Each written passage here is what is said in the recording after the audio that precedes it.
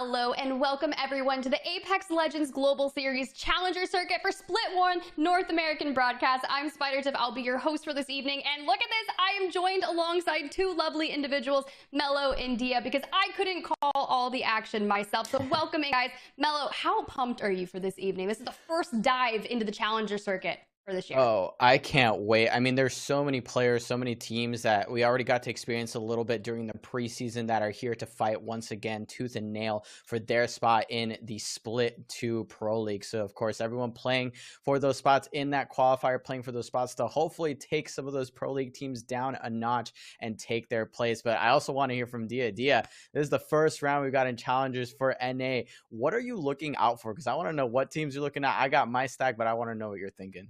Yeah, I think that's an interesting question because when I look at especially the very first Challenger Circuit, because this isn't the first one that we've had over multiple splits, the thing that I am most interested in is how teams that we saw in the preseason quals have changed and how those teams that are maybe appearing for the first time on our screens match up against them. Because we do, especially in tournament environments like this, where we have a massive amount of people entering a tournament over the entire weekend that finalizes today, have a lot of turnover. We have a lot of teams that perhaps are having their first time at this level of competition, and it changes lobbies, sometimes for the better and sometimes for the what I'll call more chaotic. And I love that you brought that up, Dia, because that's a really good point right there. It could be absolutely chaotic when you have teams that haven't competed at this level and teams that are expecting to go the distance, because some teams, as we've talked about, have kind of treated some of these lobbies more kill race style. But let's go ahead and look at the teams participating while we can garner some of our thoughts about what you were saying, because the first thing that comes to my mind is going to be that Black Hand roster, Dia. Teams that we have seen in those preseason qualifiers, but has kind of shifted a little bit. You mentioned that's Black Hand Kodagami edition. Yeah, being picked up after I think his performance on Howdy from preseason qualifier 3 and 4. I think it's a nice shift over because Blackhand did need somebody else who could frag out, and Cody can provide that. A while ago, I talked to Cody, and he was like, hey, I just want everyone to know I do have one eye. I am playing with one eye, and so every time that I talk about him, I do bring up he has one eye. He's the one-eyed gamer, and he is going to, I don't know, it snipes people. I don't know what it is, but it's a branding thing. I do think, though, that with the pickup of Cody, the identity of Blackhand will shift a little bit, because formerly I expected them to be, in every single lobby, a heavy fragging team. And while I don't think their fighting is going to change, I think their style is going to become a little bit more calculated than in your face. Oh, I do like that. And because I know they did have Shubi, who was that former Bangalore player, but he's now playing in the pro leagues this time around. So when you look at this, Mello, what are some teams that kind of catch your eye here for this evening? I mean, one of the teams I definitely want to bring up, you're not going to see the name here because that's no hesitation from the preseason qualifiers. That group actually split up. All three players went their separate ways, and now they are on three entirely different teams that all made it here today in their first Challengers run. We got Proficiency on SMP. We've got Washi on Void and Miles on AMB. So a lot of the faces that we saw in the preseason qualifiers, they're showing up in a big way, even after getting shuffled around a little bit, even after maybe having to adapt play styles, adapting to new teammates. It really just goes to show how impressive those players truly are. Impressive indeed. And there's just a plethora of talented teams that we are going to have here tonight. I'm looking at TSS. You've got Blur, Hambino, and Messiah. And you know that team is going to come in locked and loaded. But if I'm not mistaken, I know Noko is kind of going down in this. Guys, friendly reminder, this is the finals. This is a 3-day endeavor. So all of the teams here that you're looking at, 1st through 20th, that are going to be competing here tonight, which we'll pull up the map schedule here in a bit, that'll kind of give you that guidance of what we will be playing on. Typically, that's going to be those Storm's Edge and Storm Point, World's Edge. The question is, what are we going to start on? What are we kicking off all this action on? That is the question. And look at that. This beautiful map schedule says we are starting off on World's Edge. And Dia, I've got to kick it to you here. What do you think we're going to see? Just some stress. You know how Pro League's been. It's been kind of spicy. Yeah, I mean, World's Edge does feel really good for teams that like to take early, closed fights. And Storm Point, you can kind of do them in the mid game. World's Edge, you do really prefer having an early, say, off-drop fight. But it also, I think, moreover, over the course of 3 games where we'll have time to eliminate a lot of RNG between different squads, different contests, favors those squads that are more calculated in their approaches and that more so think about how everyone else is going to approach the ring. You called out teams to watch earlier, and I'm going to respectfully throw Team Diverge, who qualified at a Group 2 in 3rd place with 50 points, as one of my squads to watch specifically for their games on World's Edge. I'm going to write that down, Dia, because I'm going to hold you to that as we go through the 6 games tonight, kicking it off on World's Edge. How will Team Diverge do? That is going to be the question, because, you know, at the end of this, the whole goal from Challenger Circuits, if you are not familiar, is to make that distance. Your goal is to, if you are the winner of Challenger Circuit number 1, you will automatically qualify for that Split 2 qualifier of the Pro League, which is something different. I know you and Dia, we were talking about that before the broadcast. We're like, the changes that they have, you know, encompass the Challenger Circuit. This is new for the year. Yeah, I last year you had to play through every single of the 4 Challenger Circuits in order to be one of the teams with the most placement points to make it to the Pro League qualifiers for Split 2. This time around, we've changed that up to incentivize being able to actually just have a really good day, frag out. And so, as a result, we'll be watching the team that gets in first today, but they won't be the only ones. Over the course of 4 Challenger Circuits, one team will, of course, place first every day, and those 4 will qualify into the Split 2 Pro League qualifiers, as will the 18 teams following them in terms of points, for a total of 22 teams coming up from the Challenger Circuit over 4 tournaments, and the bottom 8 teams from the Pro League that'll be looking to hold on to their spot after what I imagine will have been a rough season for them. Well, then consider me incredibly excited, because this is the first and we get to kick off all the action of the Challenger Circuit. But I'm still looking at this list of teams because there is so much talent, and I didn't really get to harp too much on that team number 5 in that slotted position. Half-Life 3, Noko, Taxi, and Cruisin'. And I've been watching Noko probably since the very beginning of Apex Legends, since like 3+ years ago when it came out.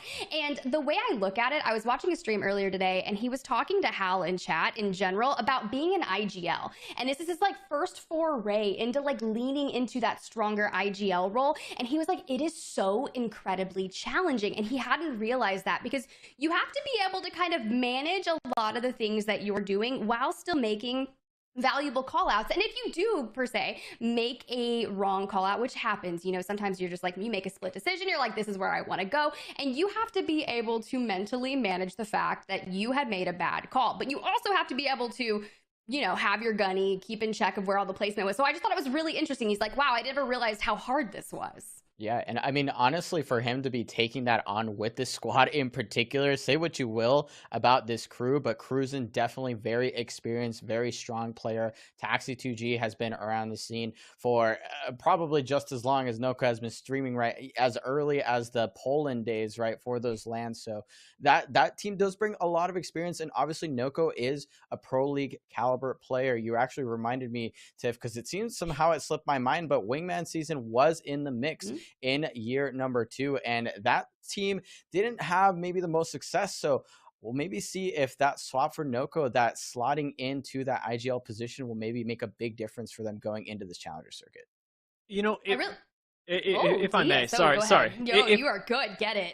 If I may, it reminds me, your point about IGLs, Tiff, of a conversation that I had with RKN at Champs, because at the time, RKN, who is now on the Guard, and at the time was on Torrent, and at the time was playing for IG International, had subbed into the roster and was acting as an IGL. And one of the things that he talked about having learned from that tournament was that it's important as an IGL to not only know how to win the game and how to play safe, but to know when to risk the game. And Mello, that's something I'm going to be watching for, not just from this squad, Half-Life 3, but from every single squad. If we're going to take this one away, we're going to jump into the game. So, Mello, it's just you and me now. You can't escape. We're trapped in here for Game 1 of the Challenger Circuit.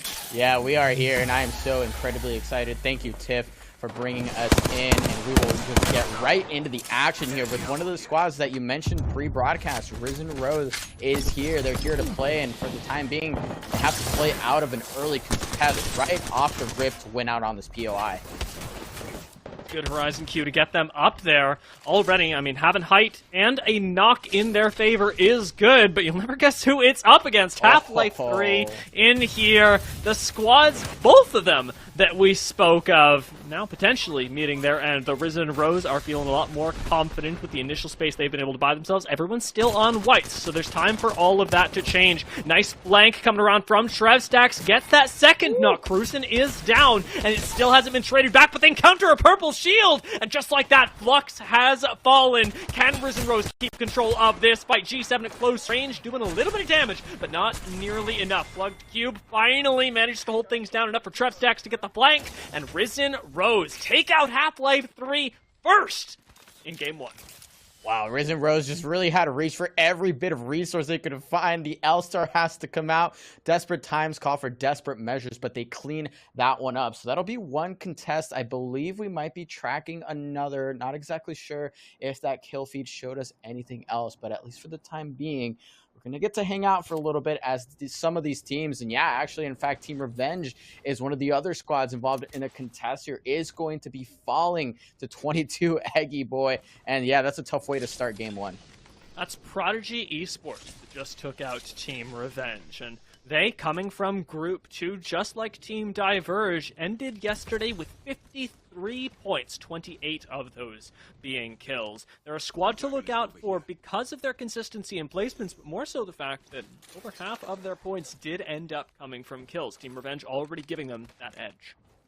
Yeah, that is really great stuff. Great way to start. And I mean, the names that keep popping up, Dia, it's so hard to give everyone the credit that everyone deserves. TSS, another team that has a lot of firepower with Hambino and Messiah making their return, as well as Blur, who has tons of T1 experience, played in ALGS and in the championship in 2021. So again, no slouches in this lobby by any means. Even the newer teams, they're bringing the heat, Dia. They're here to play, and for the time being, we're going to get to chill out and see whether they can play these rotations properly. And I think that's one of my favorite parts of World's Edge, right? It's one of those most well-studied maps at this point that we play in competitive when compared to Stormpoint, and the macro here is absolutely critical if you're going to execute these games properly.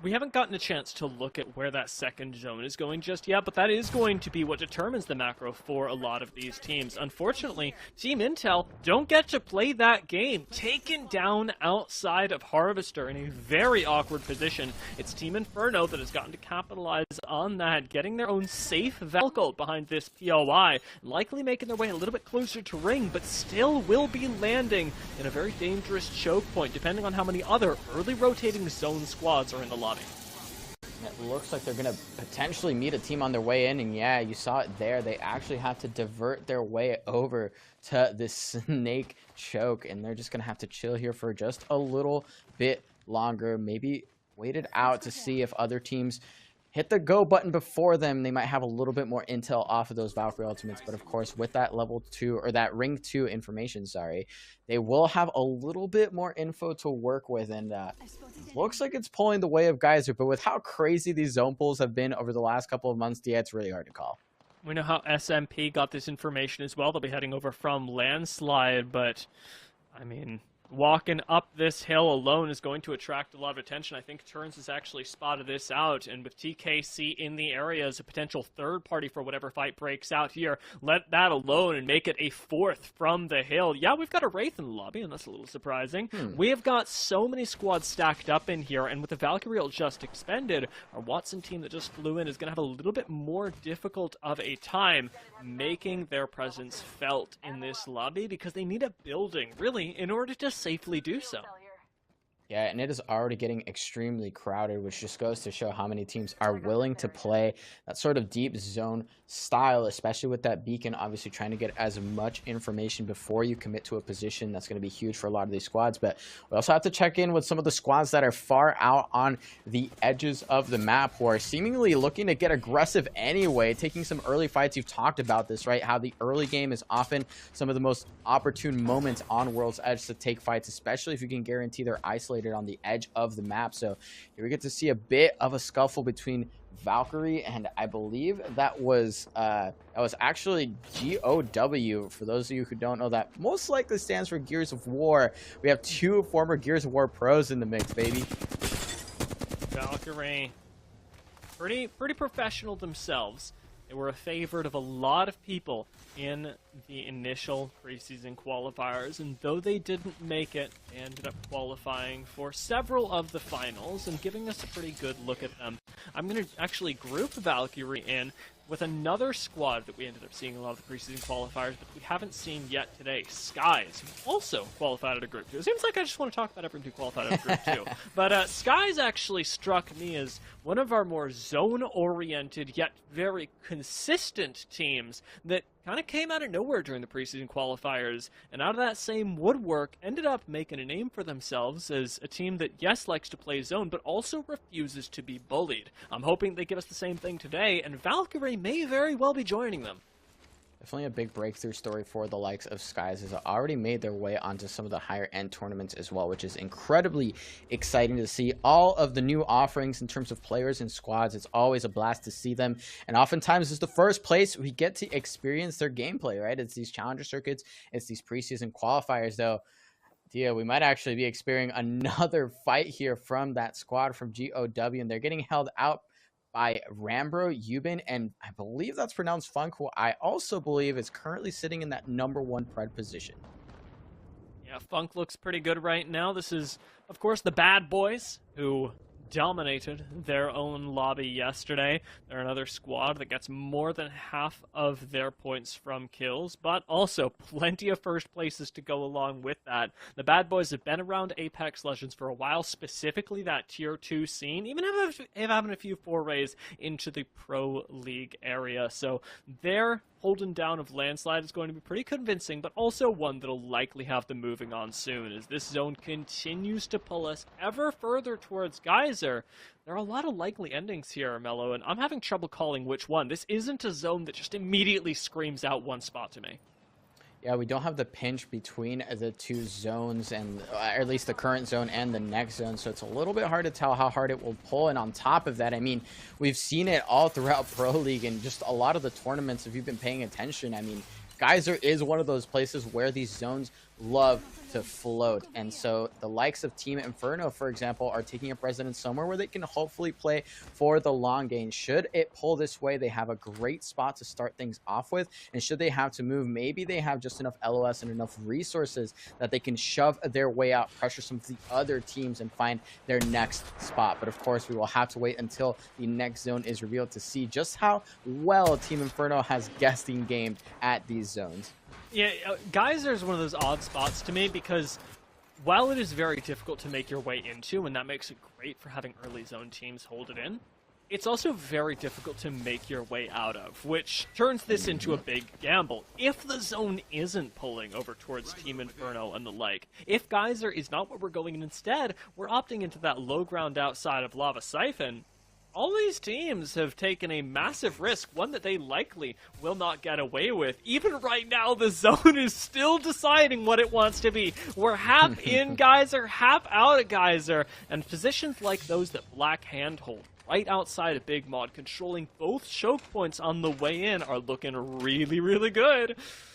Yeah, I love how you mentioned that, because they have to take up that space, right? We know that Blackhand tends to prefer that aggressive sort of edge playstyle, right? They love to run that Bangalore, especially on Stormpoint. Not sure if they're running it here, but they have a lot of that utility to sort of be aggressive, right? To take fights on the edge when it's kind of pulling their way, and they've kind of been forced into the situation where they kind of have to play the edge zone. Controlling space is critical, and we've actually seen this from teams like SZN as well, right? Where they like to hold somewhere between the next zone and the current one to make sure that they can gatekeep as many teams as possible and have as much presence as they can.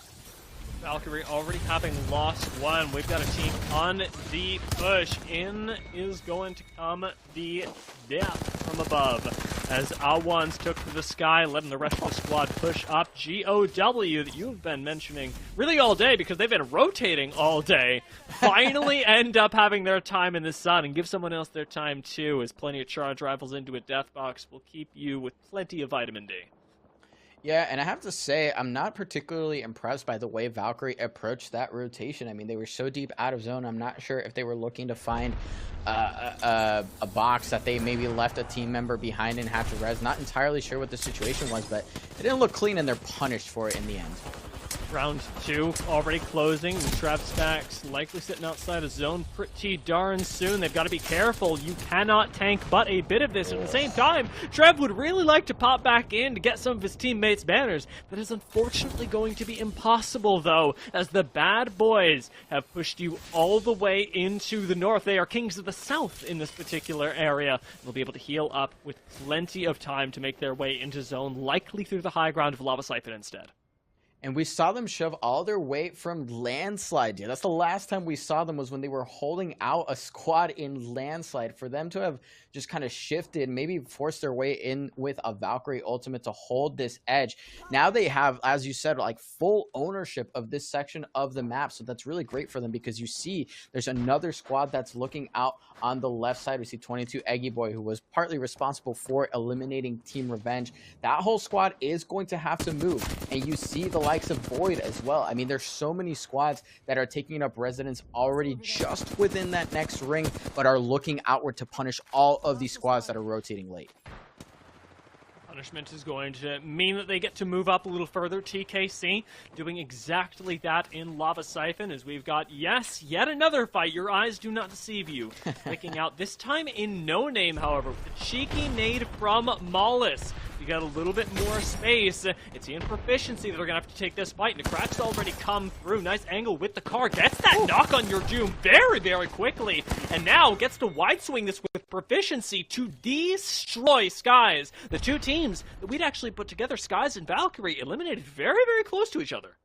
They're eliminated on the edge in the middle of their rotation. They were just finding their way into ring when they ended up meeting Eye Proficiency and the rest of the squadron here for SMP. And now Team Diverge, that squad that we talked about earlier, I think they have some of the most consistent macro at this level of play. But to see them running a Wraith, so happy. Now that's certainly something, but I don't hate their approach here, obviously, in where they're holding out. In ring, they know that that team is sort of in shambles. They just took a fight, and all they have to worry about is clearing the side. If not, maybe looking for some KP of their own. And oh my goodness, AJ just doing so much work with that 30-30 right now. I'm over the moon right now, Mello. Sleepy Panda is actually one of the biggest reasons that I wanted to watch this roster, and that is absolutely no shade on either of his compatriots, who are, again, extremely mechanically talented, have absolutely had their time to shine on other rosters. Sleepy Panda, though, has been around the scene for a while, but it was on Wraith that he originally made his name, that he originally made me yell it as he was taking 1v3s in RVs all over World's Edge. Sleepy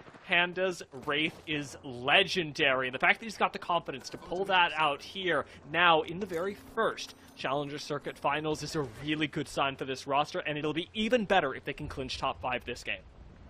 Meta picks be damned, I guess. That's the way that they're going to run it here, just on the comfort picks that might not serve the best sort of, you know, macro 3v3 support, what have you, whatever you want to call the meta picks right now. Ultimately, they're playing the game that they know oh so well, and the way that they're holding that north edge, I mean, I just think it's so clear what they're intending to do. But this is where the going starts to get tough. We're about to close ring 4, and it does end up pulling all the way back over to these buildings on Geysers. So we saw a couple teams take residence early. Their gamble is going to pay off, and now the Valkyrie ultimates are going to start coming out, and the spots that can be filled by teams are quickly starting to run out.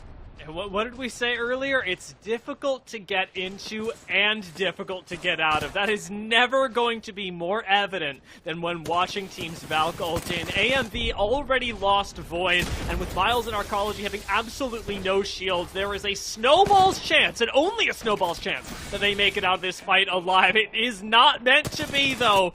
Not wintry enough, and they get taken out. AMV gone for the sin of not having prioritized Geyser earlier. Yeah, that's just the way the cookie crumbles. They took a gamble that unfortunately didn't go their way, and ultimately that Valkyrie ultimate at this point in the game, I don't think I can ever have any confidence in teams that are making that decision so late and just looking for a spot to play. And obviously they're punished for it there massively with an opponent Newcastle team, so the Newcastle getting utilized by some of these zone squads to hopefully increase their staying power. And other than that, I don't love the character, but they're making it look all right. All right, indeed. No Name, unfortunately, cannot say the same for them as they're pushed down right next to GOW. Matter of time until this gets spotted, and especially in zone, you don't really have long to mess around. Gyozy, one more ring tick will do him in, and I believe they're going to be eliminated there, as I no longer see Gyozy's name up on the map. Oh, there we go. One more on the low ground, down on the map. He's going to be walking up to what is maybe a third-party situation, but looks a little too chaotic to be able to tell for sure. As Zainu's down, GOW are finally gone, and Gyozy's been spotted by a squad with less than pure intentions. And it seems like they have the fragging power on their side, but again, the way that they navigate the map is almost closer to 70% of what you're realistically doing in this game, right? You want to manage all of your rotations with all of your resources and use your characters to make that happen. But right now, Lock It In is making it happen in terms of fighting power. Orioles does get down low, but Zainu is going to do a lot more damage in the trade, and SMP is eliminated in that whole engagement. That was such a mess on the edge. TKC down as well, and the stormtroopers that were holding this building, that very same Newcastle that you mentioned earlier in this donut, looking really good right now. Great real estate that stormtroopers ended up picking up, as they've got this building that is still going to be in zone. And not only that, but that gives them the best height right now. You've got to look out for other squads. Teams like, say, Black Hand, they're going to be forced now to come down from the high ground they previously had over by Big Mod. Sleepy Panda, not sure if he's the last one of his squad or not. He's got a great spot, I must say. Yeah, it's not too bad, and we see stormtroopers there setting up those barricades heavy. They've got, I believe it's Kos or Koki on that Newcastle, and Vize holding it down with the all-important Watson for so many of these zone teams. So definitely great utilization of the resources to get that spot early enough, fight their way in if they didn't already have it. And I mean, right now they're just chilling. They have a little bit of KP under their belts as well. So now the end game is all they're focusing on, and some of those characters, namely the Newcastle, can have some of that fighting power. He tends to spike in power towards that final ring when you can just create absurd amounts of chaos. You can offensively ult with that castle wall. I've seen it happen. It does get pretty wild. So curious to know how this team is going to navigate, because this building is not going to be near the center of the next zone. Bad boys are going to have the much worse time, but I tell you what, I see a Newcastle and a Watson in one building and a two-man squad in the other. I'm pushing the two-man, especially if one of them is a Bangalore with very few defensive capabilities. Sleepy Panda's managed to get right back into Geyser, though. That'll be one of the members that we've got to keep our eyes on, especially since he's playing the roof, which is a pretty darn risky position. He does have GS Bird and Anyasuda playing underneath the building to be able to help him out if he does need to retreat. But the rest of Black Hand looking down on this have certainly spied Sleepy Panda, and that may be part of the mind game here, making sure that Black Hand don't push you and instead send it towards someone else. And it's actually great for Black Hand because they have those angles to pressure, right? They can force some of the mistakes from other squads just by dealing damage, and they themselves are relatively safe, but look at how many teams they can look at. Look at how many teams they can hit Pogshot after Pogshot onto, and that's just going to make it all the more difficult for any of these transitions into this final ring center. And there we see so many teams already kind of giving up and taking the fight to hopefully force their way in. TSS loses Hambino, and Messiah looking for the one kill and the shield swap. A bit of solace here in what is otherwise a play that's slightly falling apart for them. Team Diverge, though, eliminated in 6th, came out of nowhere as TSS really leapt for that fight. Messiah hopefully going to be able to get some sort of shield swap here. Grabs that purple with no charge in it. He's got to waste a few seconds with the shield bat to get that extra bit of HP. Now, while Hambino's been picked up, you'll notice a res is unlikely, so it's more in spirit than anything that TSS will carry Hambino with them. For the moment, they're focused out from the team that's inside of the building. Team Inferno likely to push out very soon onto them, while Black Hand is going to have to decide who they're pushing up on, because if they stay here, they're going to be focused by the entire lobby. And it looks like they're getting aggressive on Messiah's team, at the very least committing a good amount of resources to put down that damage, but now they're kind of stuck in between a rock and a hard place, or at the very bare minimum on two buildings. They are forced to play the roof. Look at the damage coming out from Voltic, though, to hopefully hold out some space, but the zone is coming, and they are quickly running out of space to run.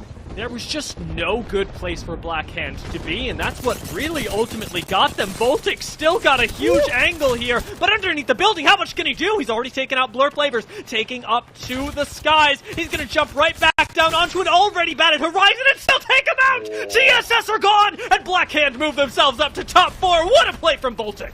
Wow, Voltic stepping up from the coaching position in the preseason qualifiers, now full on shredding through the lobby, and actually still remains alive while the likes of Team Inferno continue to pressure a team across from them. That's actually going to be Funk and Rambro, who are just trying to hold on for dear life. Funk does get a knock onto Coke, but this is about to get incredibly disastrous, and Team Inferno seems to have a pretty decent spot to play out of in this endgame. Blackhand are still in this. If they can clinch second, it's going to be massive for them. With Bad Boys down, it's up to between Team Inferno and Stormtroopers. Adapt already low. Blackhand are gone. It's down to these top two squads. Team Inferno still playing around the low ground, still up against Stormtroopers. They're outflanked, out-angled, and managed to do it with teamwork and the power of friendship. It's Challenger Circuit game number 1 going to Team Inferno. Oh, that was beautiful stuff. And I mean, we saw it early enough, the sort of early signs of a potentially good performance from them. They were there early enough. They had the Watson to hold on to, and that end game play where they held on to every single scrap of space while so many squads like Blackhand just were forced, had their hand forced, for lack of a better term. They had to move forward. They didn't have a whole lot to play. Voltic went nuclear there, but it was not enough. And Team Inferno, I don't think we put enough respect on that name, because they take game 1 in a dominant fashion.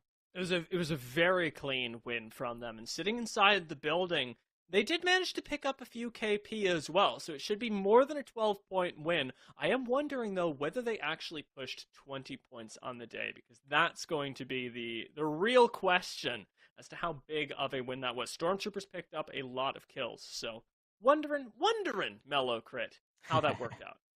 Yeah, and I mean, it's always great to see teams perform well in terms of placement, but of course, kills are critical. So many teams rely so much more on that killing factor than on getting really late into the game. But when you have a good combination of both, I think those are the teams that consistently shine and stand on top. So we'll see if the KP was enough to make a difference there. But I mean, again, I think just a name that wasn't enough in our discussion was Team Inferno. They show up in a big way. We saw some of the other usual suspects that we were expecting to see there. We saw Team Diverge there, not in the best spot, but they forced their way through. They had that Wraith pick as well. So even with that pick, I mean, they're making moves, Dia. Yeah, I was surprised at not only how long they lasted with the pick, but then how quickly they disappeared. The push from TSS really very deadly, and despite the fact that I personally put a lot of respect on Team Diverge, the fact that that push from TSS caught what I don't think would be a mistake to call 3 mechanical demons of Tier 2 Apex in the ground so quickly was a little disconcerting for me, I'll say, as a fan of Team Diverge.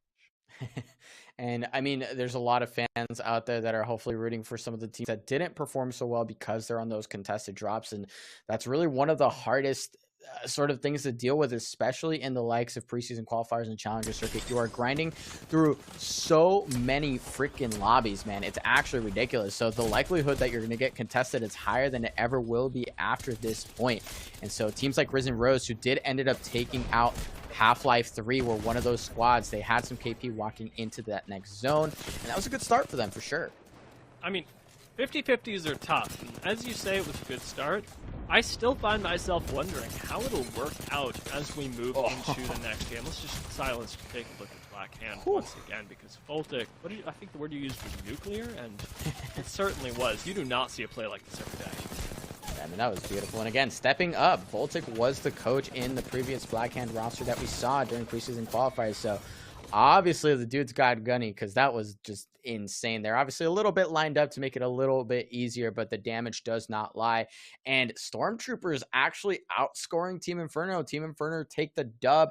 Did have 4 kills to their name on the way there, but Stormtroopers with 10 kills in that second place finish. That's wild.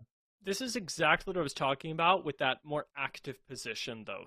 With Stormtroopers having sat in the donut building in between Lava Siphon and Geyser, they got a lot of kill pickups from teams that were trying to make that rotation over. Remember the Valkyrie? That went the way of Stormtroopers. The incredible amount of teams that made their Exodus from Grandma's house, some of those kills went over to Stormtroopers. And in the end game, being able to make use of that Newcastle, they also got to fire down onto teams like Black Hand, like TSS, and like Diverge, that all met their untimely fates before Stormtroopers did. What ultimately was the second place finish still ended up being a first place when we consider their amount of points, although not to the tune of that many. With nobody breaking 20 over our first game of the day, it's anyone's game. Half-Life 3 could be first next game for all I know. Oh, easily. I mean, we've seen people drop 25 bombs, 27 bombs, so it wasn't the wildest game. And I think it has a lot to do with the fact that obviously everyone was scrapping. It's that first game. No one wants to go out early, so everyone is fighting out tooth and nail to make sure that they make their way into the end zone. Stormtroopers was there pretty early, and like you said, a very active position, a proactive team in the zone as well. You have to be proactive, especially when that Newcastle pick, again, it doesn't start off very strong. Like, you don't love to have a Newcastle to just kind of square away a corner of the zone and hope that no one pushes you. Obviously, the Watson certainly helps with that, but having it in the end game, you can set up cover right on top of wherever you want realistically, and it ended up working out beautifully there. They picked up kills in the mid game and in the late game to vault themselves to first place. Yeah, there's a reason why people experimented with that pick so much, and especially its combination with Watson. Immensely powerful in the right situation, and I'm glad that we got to see that. We might get to see even more of it, too, because we've got 2 more games of World's Edge, the next one coming up right after this.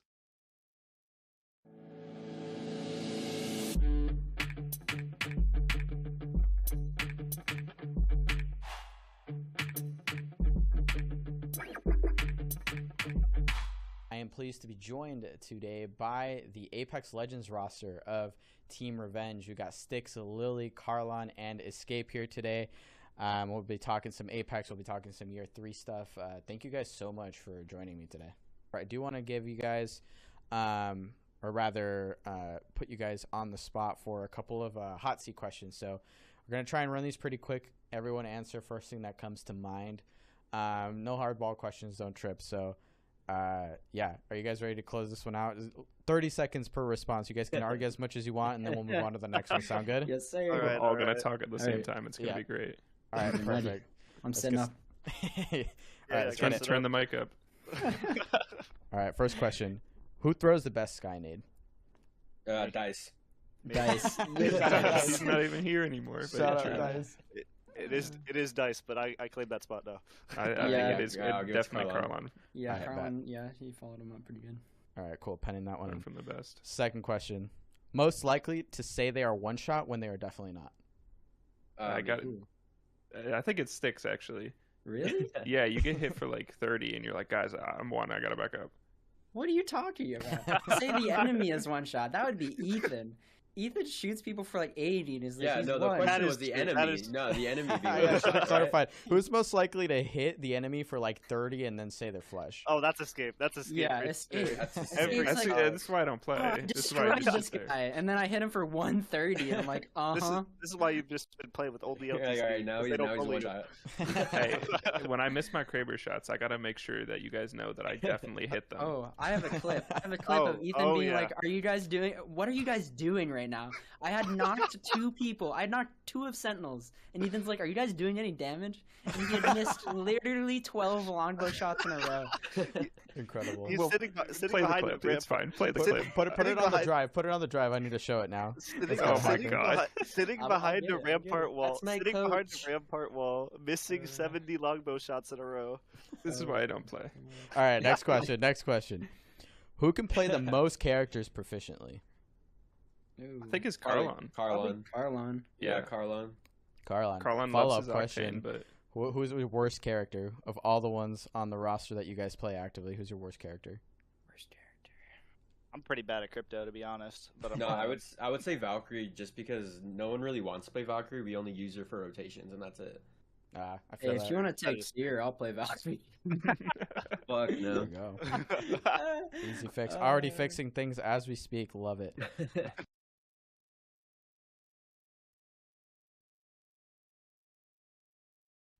Welcome back, everyone. We are still here. My name is still Mellocrate, and I am joined by Dia and Spider Tiff. And we just got done with game number 1. It was an absolute blast to watch. But I have to ask you, Tiff, you're about to be on the play-by-play, the real action here in game number 2. I know you're a big Black Hand fan. Was that the team you were watching in game number 1, or did you have your eyes set on a couple of the other squads that did pretty well there?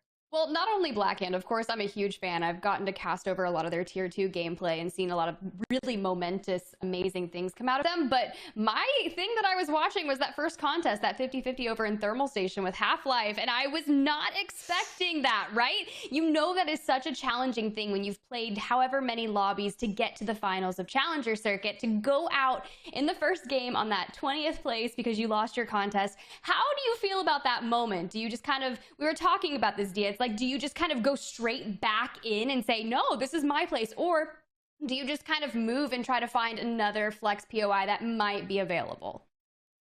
I think for a team like Half-Life 3, I don't mind either way. It's a very different game that they want to play, mainly because they're still working on their IGLing and their synergy. If they want to contest again, yeah, I can't blame them. And it's not the play for points, but it might be the play for working out exactly how they want to contest early game. Personally, I would relocate because it's more important to me to be able to play at end game scenarios that you cannot replicate in places like ranked, but it is just me. It's ultimately up to Half-Life 3 and what they think is best for their own personal team development. Well, perfect. Thanks, you guys. I am going to throw you guys into the action, but one super quick question. Skies and Valkyrie, we talked about them at the beginning, Dia, and they didn't have exactly the type of rotation, the cleanliness that we had expected. What do you think it needs to change? Is it just a lobby dynamic with the likes of GOW in the mix who's relatively new, or is it just something about the way that ring pulled that just did not benefit them? I'm going to answer that question as we jump into the game. Mello, thank you so much for bringing us in. And Tiff, I was going to answer this question in a way that I think is going to disappoint Mello, so you just tell me if it's a bad take or not. Okay, I'm ready. I think Geyser is a really weird zone, and I think that's just really unlucky for them. Rotating in and out of Geyser, more than almost any other POI, it's just the worst. Yeah, I think that's completely true. You have so many choke points. You've got the vault area coming in from the house by the circle building, and then you've got that choke point over by Big Mod. It's just kind of an atrocious moment, but as we get on, we get a nice little POV of Thermal Station, and you know what I'm going to say? I don't see Half-Life anywhere near Risen Rose, Dia, so it looks like they may have heard you during that little break and decided, hey, we're going to find another POI to kind of head over to. Begs the question, which POI did they choose? Because I'm not sure how much research they got to do in between game moves 1 and 2, and there's a chance that unintentionally they're hot dropping again. We'll get the chance to look at that a little bit later on, but as Risen Rose actually had a great start, it seems like Team Revenge may have been the unfortunate recipient of yet another squad all up in their business. Yeah, it's really spicy when you've got something that you're going to have a contest over in Harvester because you have a lot of these snake hallways, but there's plenty of loot to go around, and you can see right now Team Revenge with that R9 Eva, they are going to be more than comfortable to go ahead and take this moment, but they did not win that first contest in map number 1, and it seems to be that they're kind of struggling just a little bit split here, trying to make it happen. Stick able to grab it down, and the question is, can they clean it up? And this is going to be different. Prodigy gonna win. I lied. They're eliminated. They won the trip back to the lobby. They won a little bit of an extra break, and you know what? It's going to be necessary when we consider exactly how that felt. They were pushed out of Harvester so early, and now Team Diverge, they may very well be pushed out of the lobby after picking up 6th and getting a lot of my confidence just at the start of the day. The bad boys have already taken out 2 of them, and Bird is running for the hills, literally and figuratively. Hey, sometimes you just have to do it. You have to know when to disengage and just get out of there. It's fun on Bangalore, getting that extra little speed boost if people are going to be poking you with some shots, and adding a little wall bounce there for some style points. And yeah, you just got to disengage. You've already got some early KP. You need to get a good, clean reset in. But if, let's just say I'm the team that was fighting them, and I know for a fact that they currently are incredibly low, I am going to be chasing and making sure, because I'm one of those people that kind of see something shiny and I overextend, and that's why I need a real IGL to bring me back in and be like, hey, yo, come back here. You got to respect Bad Boys IGLs as well for being able to pull them all the way back. It takes, I will say, Tiff, just as much courage to retreat as to advance. And Bad Boys have managed to do that all the way over towards Trials, where they'll be able to pick up a nice bit of loot before rotating into the zone. The zone, by the way, while I'm looking at the top left, pretty darn general. There's a lot of places where this could go. We don't have that zone 2 read just yet, but as soon as we do, we'll get an idea of especially how those teams that landed right next to the beacons and are some currently scanning them will be playing. ESS currently crafting up, getting ready to go on that middle ground attraction here. But yeah, you're talking about the zone pulling up towards Epicenter, potentially in Climatizer. I had my fair share of World's Edge Climatizer zones, so if we are going to go that distance, I am ready for that. But I do think that we need some kind of Southwest World's Edge zones. It's been some time, so I'm going to put it into the Apex Legends Gods manifestation that we can get something of that nature, because the Geyser was quite interesting, and we had a lot of teams that made their rotation in. I was just looking through it a little bit, and I did see that Half-Life had actually landed in launch site. So with this zone kind of pulling all the way up north, all the teams that typically land Lava City, like Black Hand, they're still going Lava City Big Mod. Risen Rose going to have that long rotation up towards Fragment and the Epicenter. And I think grabbing that next beacon to get the information is going to be mission critical. This is pretty far up for a team like Intel to go, but when you think about grabbing beacons, this is one of the reasons that I personally really like Crypto.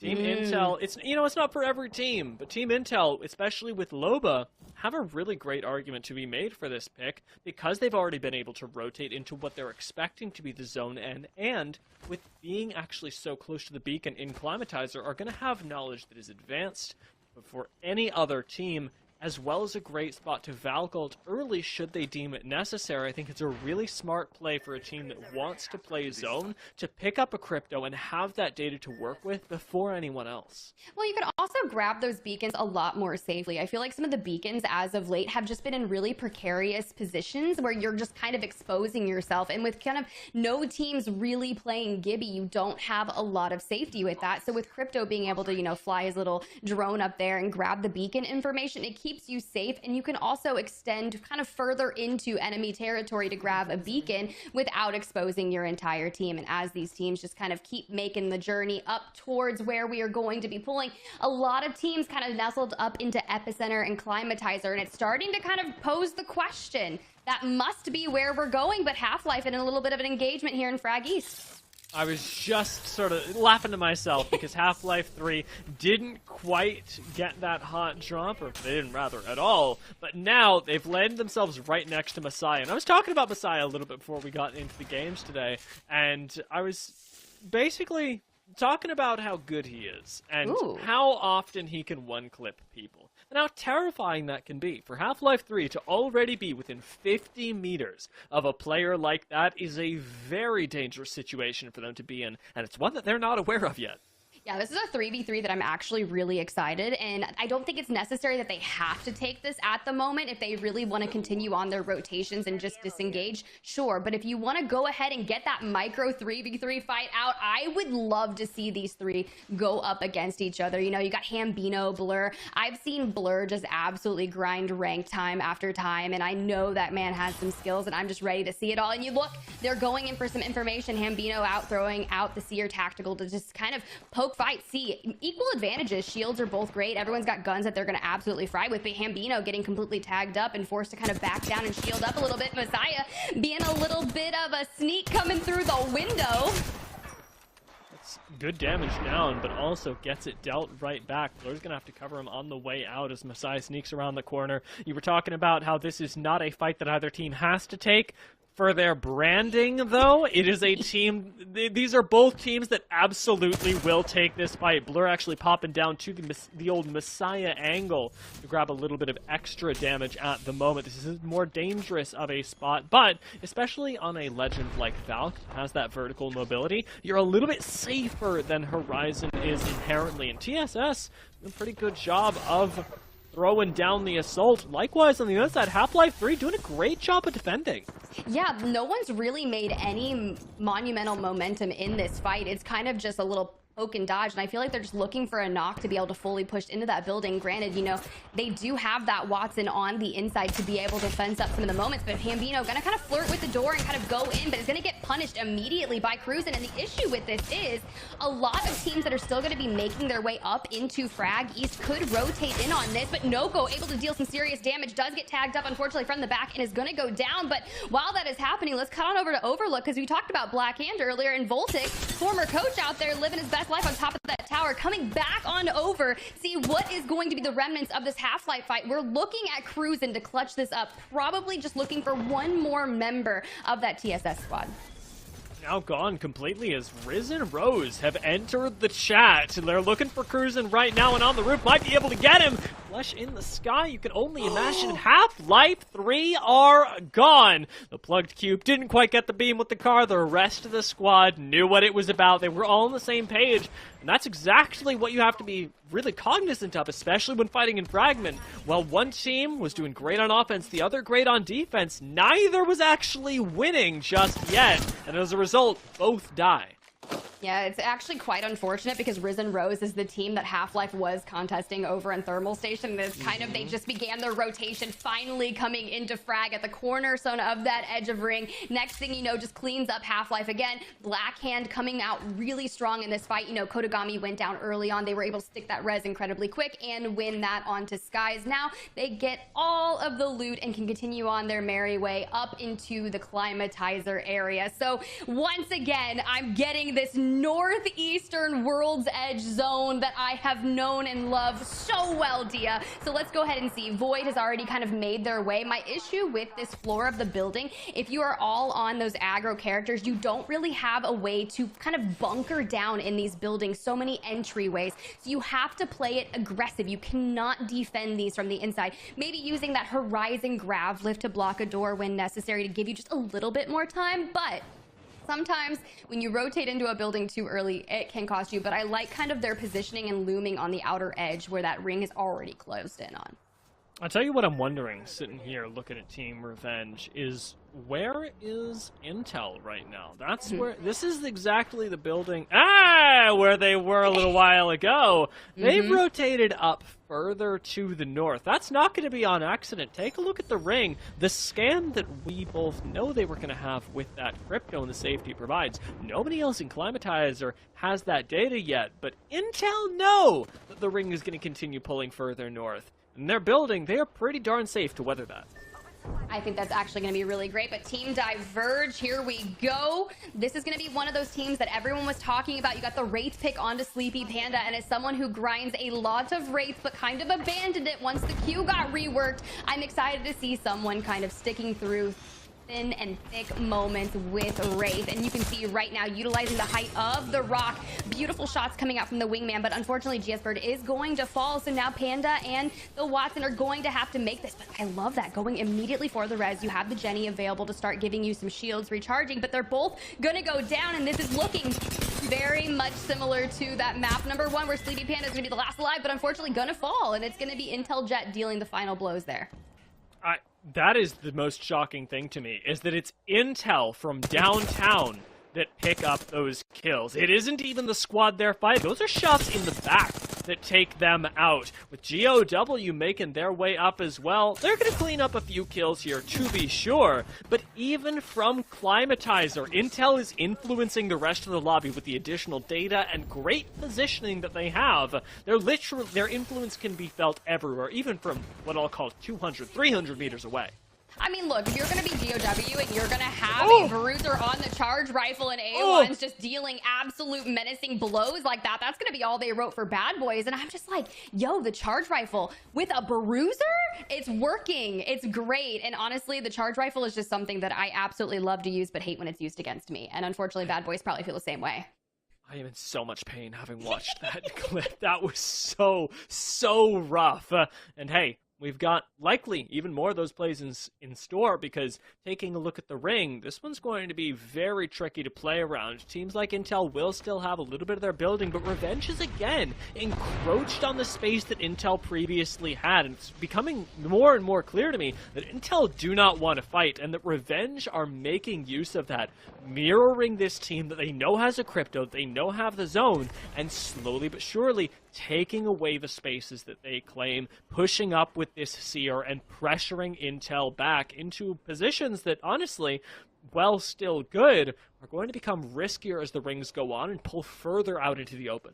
Yeah, and like I said, they don't have anything that's going to really be able to provide them a lot of cover once this pulls into the open, so they need to utilize the roof and head peaks as much as possible. They already have approximately 4 to 5 kind of KP at 14 squads left, so this could be a monumental game for them. They just need to couple it with some amazing placement points. Now dropping down to low ground, you can see here, just wants to upgrade that helm. I don't blame you, especially when you have the risk of getting headshot by a charge rifle or a longbow in the lobby, and with so many people utilizing G7 scouts, it's going to be one of those. But stormtroopers kind of building themselves up a little fortress in here, just waiting towards that end game, and you can see a lot of information going out and a lot of cohabitation in these circle buildings, just living on different levels. But I thought right there Blitz was going to look for a cheeky angle, instead gets punished for it.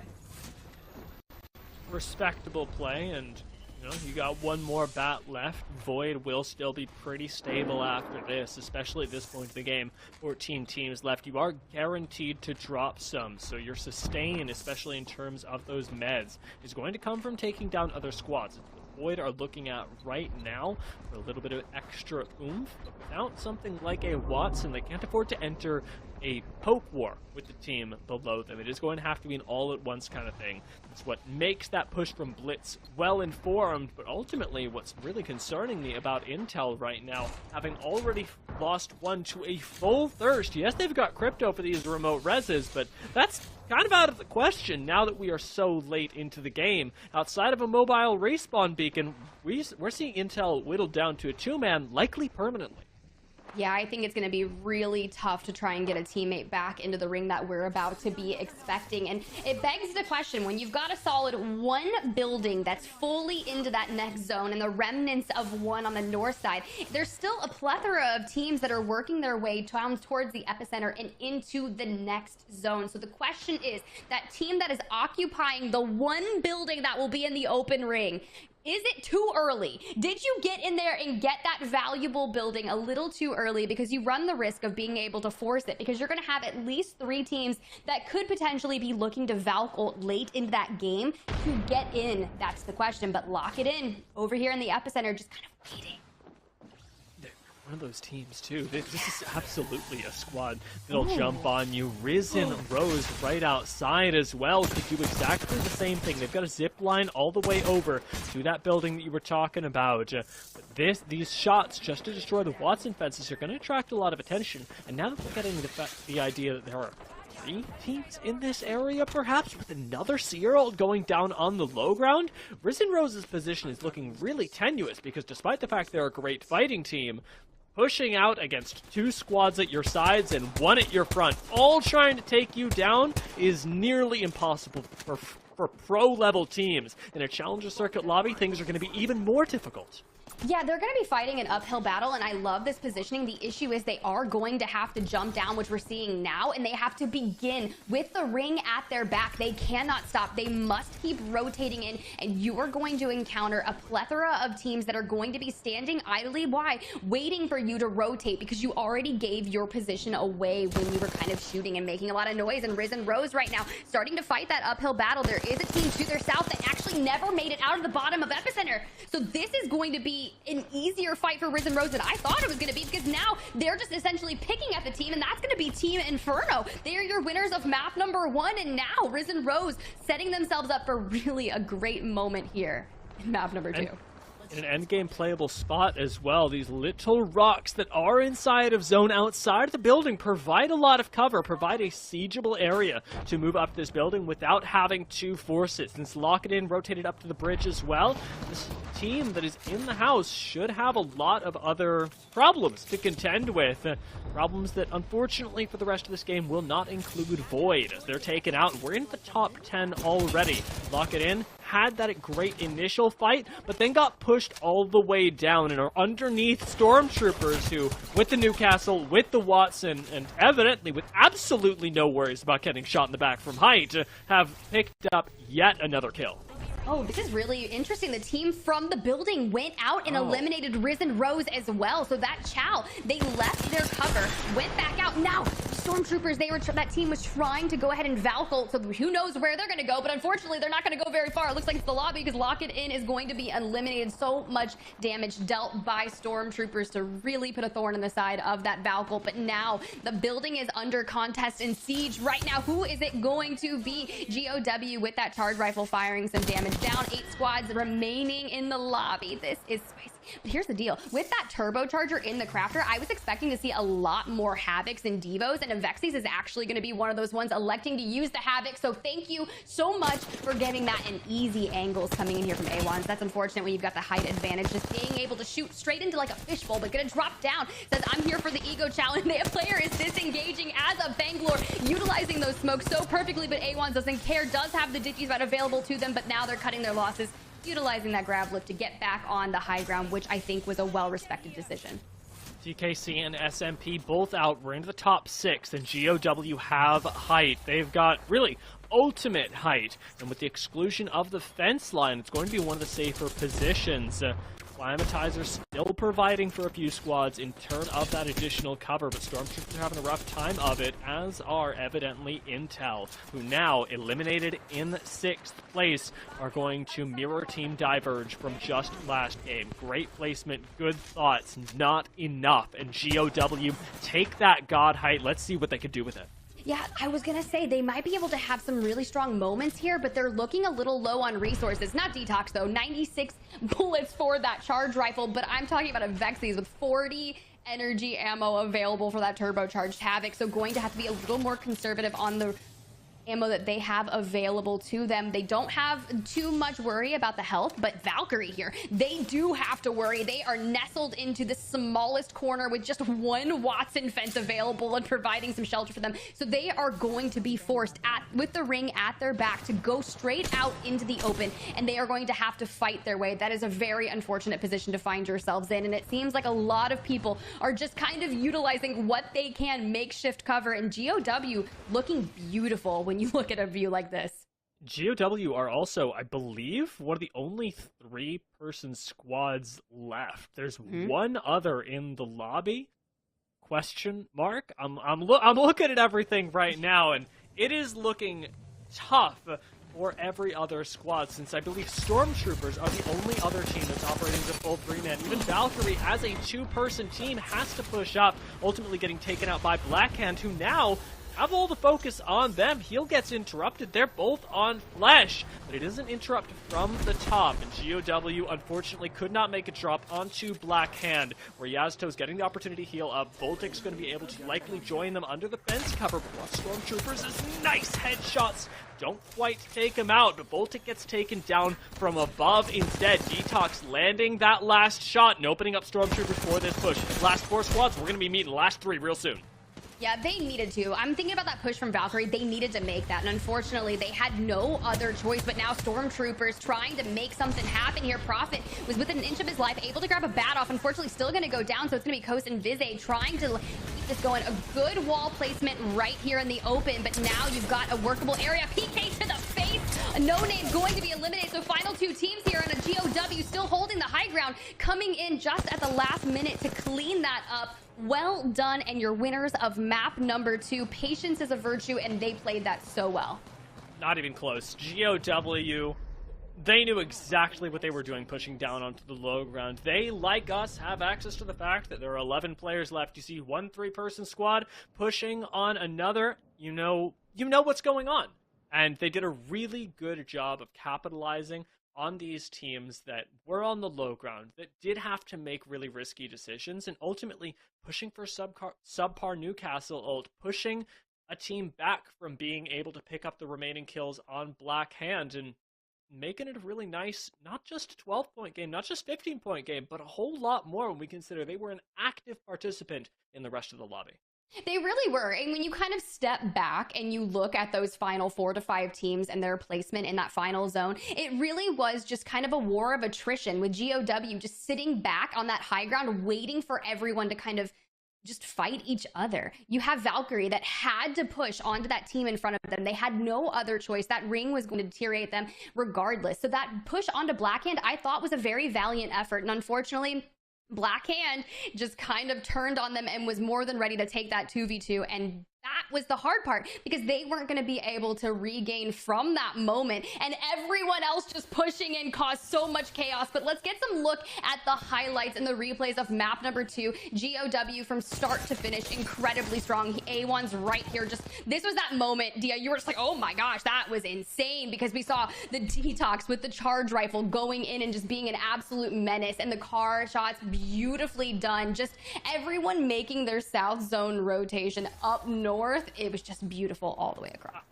A1s and Detox definitely getting their moments in the sun here as well. We saw a bunch of beams from A1s, and those were at, the 15-20 meter range, but it was Detox that was consistently clutching things up, especially when we think about that final zone, the push onto Blackhand, the one that ultimately resulted in this very fight for the end. That was started off by Detox, getting the knock with the charge rifle, coming to the team, and it nets them a 26-point game. 14 kills over the course of this. The rotation over from Survey Camp all the way into Climatizer was so good for GOW.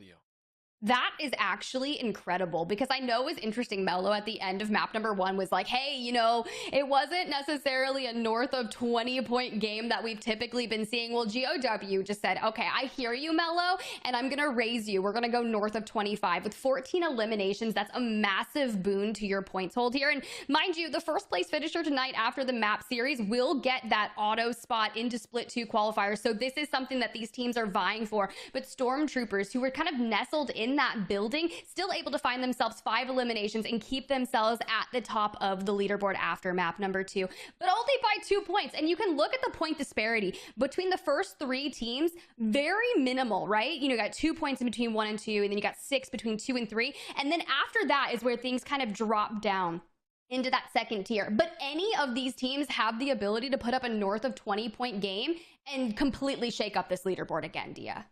They really do. I mean, even all the way down to what I'll call 8th, maybe 9th, could arguably take first place, but it would take a Herculean effort. And not just because they have to get a lot of kills in the lobby, but because they have to shut down Stormtroopers. GOW have had some pretty good games, but Stormtroopers are the immovable object of this lobby so far. They are always in center zone with that Newcastle, and I don't know whether it's luck or great zone research that has gotten them a position like this, but it is absolutely the difference between them and everyone else right now. On World's Edge, with 1 game left, you gotta hope that that'll transfer over to Stormpoint, because their margins separating them from the rest of the squads are not large enough to rest on their laurels just yet. And that's something that's going to be a very valid point, and we'll speak to that when we make that transition over to Stormpoint, because I'm always questioning. There's some teams that just have World's Edge. It's been in the competitive scene for quite some time, and some people just know those zones back to back and are like, hey, this is that map that I can really excel in and put a lot of points on, but maybe might not be as consistent on Stormpoint. And that's just a story that we're going to have to watch unfold, because this is the first time that we get to witness these Challenger Circuit teams. But hey, we're going to cut to a quick break, and when we come back, we are going to have that final map on World's Edge.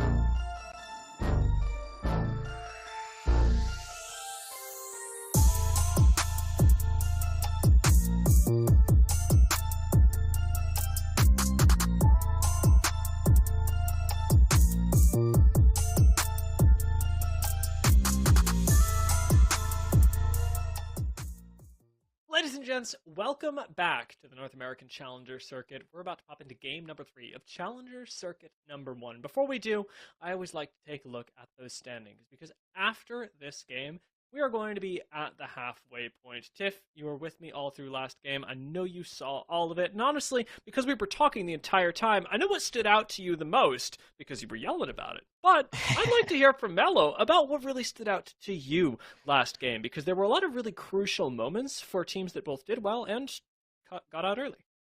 Yeah, I mean, I have to not exactly call out, but some of these rotations and some of the fights that teams opted to take were honestly not my favorite. I think that there were a lot of different ways to navigate that mid-map, specifically around Fragment. So for so many teams to be going down so early and just struggling so much in so many of those positions, and even the likes of Blackhand, who are holding edge but are still kind of struggling to take down teams that are rotating into them, it's kind of a mishmash of play styles that I don't think I enjoy all that much. But hey, it's a new game, our last game of World's Edge, so I'm excited to see if maybe all of these teams will get one last opportunity to tune it up a little bit and have a better game.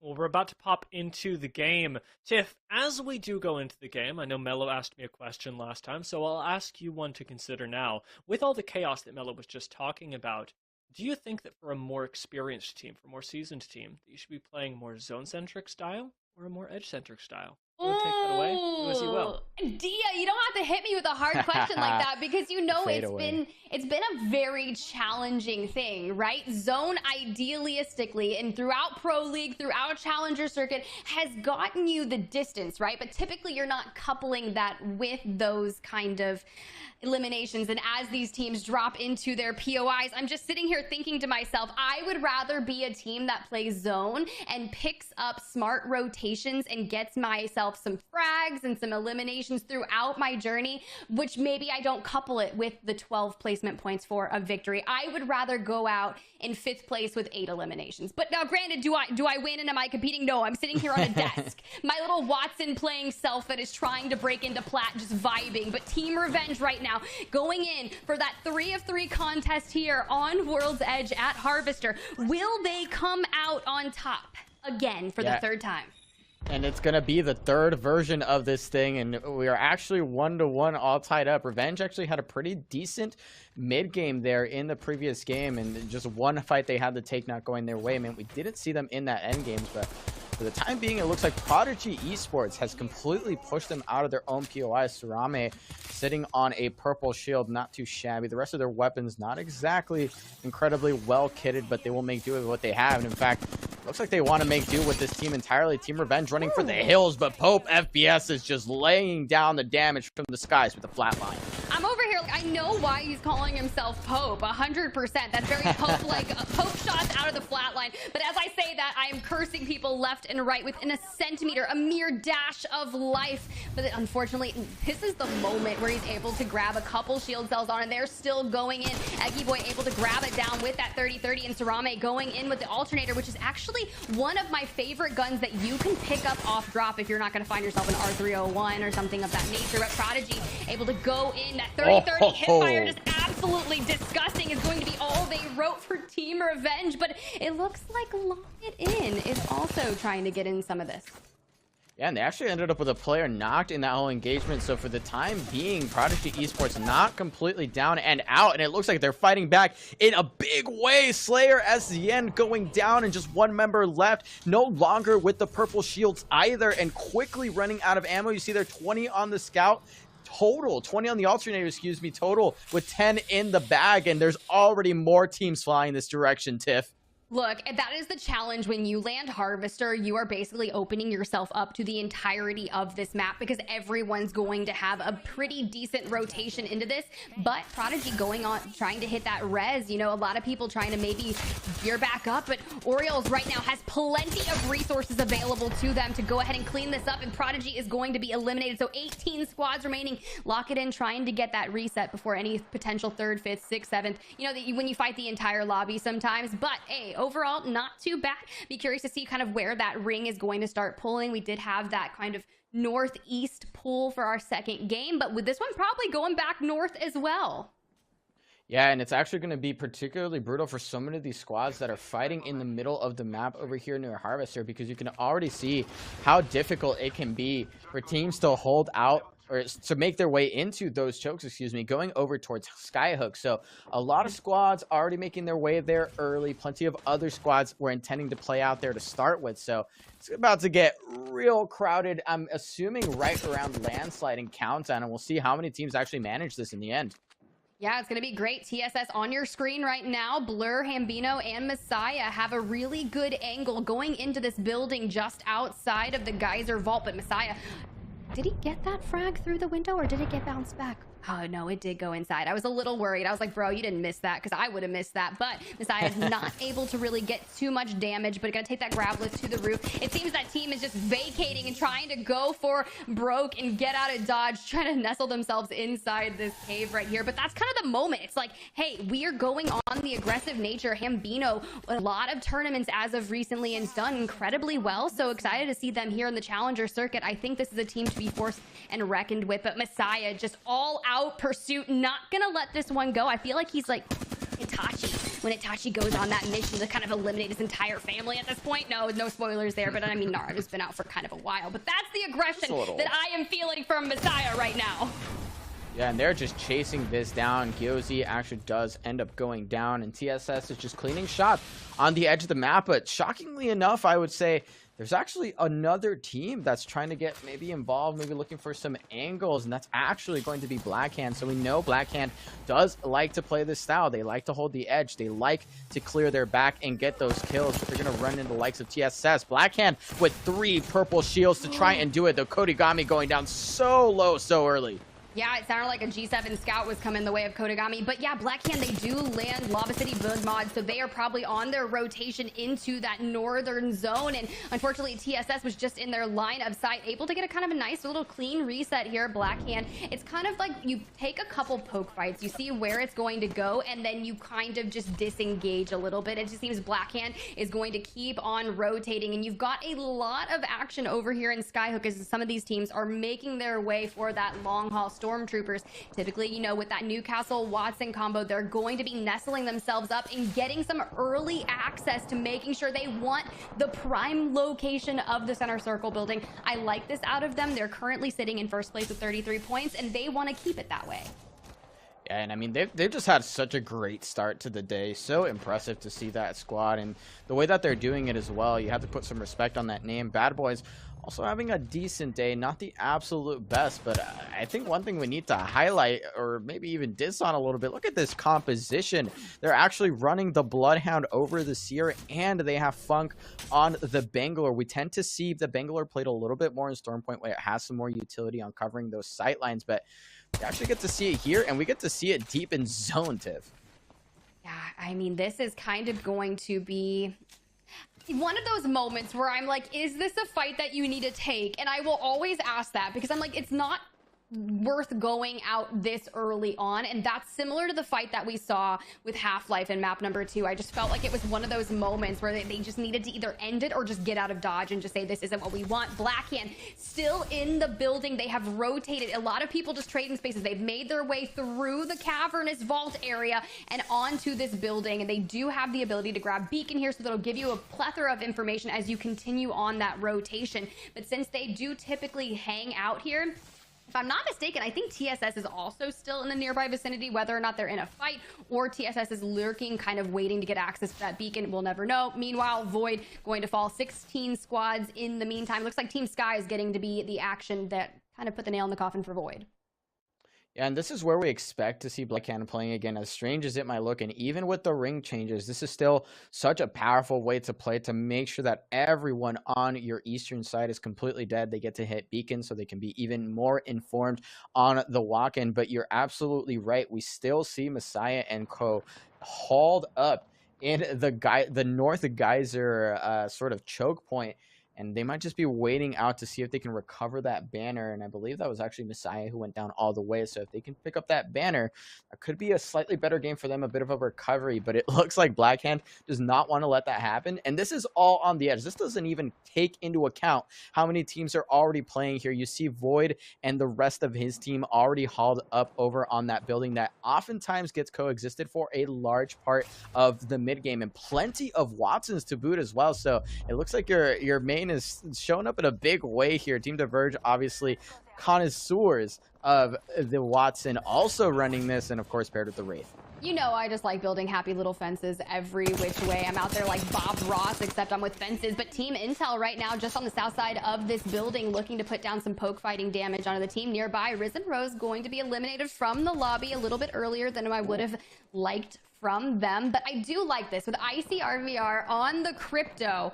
This is a moment where all of those Watsons that are building up their fortresses and utilizing those Jennies, they could really do some damage to them if they decide they want to make a push onto that. The question is, just wait it out. You've got a good location here in the ring. You're kind of uncontested as long as you can shield off the oncoming pressure from the team that's lurking nearby you. But Half-Life, let's cut on over to them. They're unfortunately not having any better luck here onto World's Edge. Noko, last man standing for this squad, the IGL.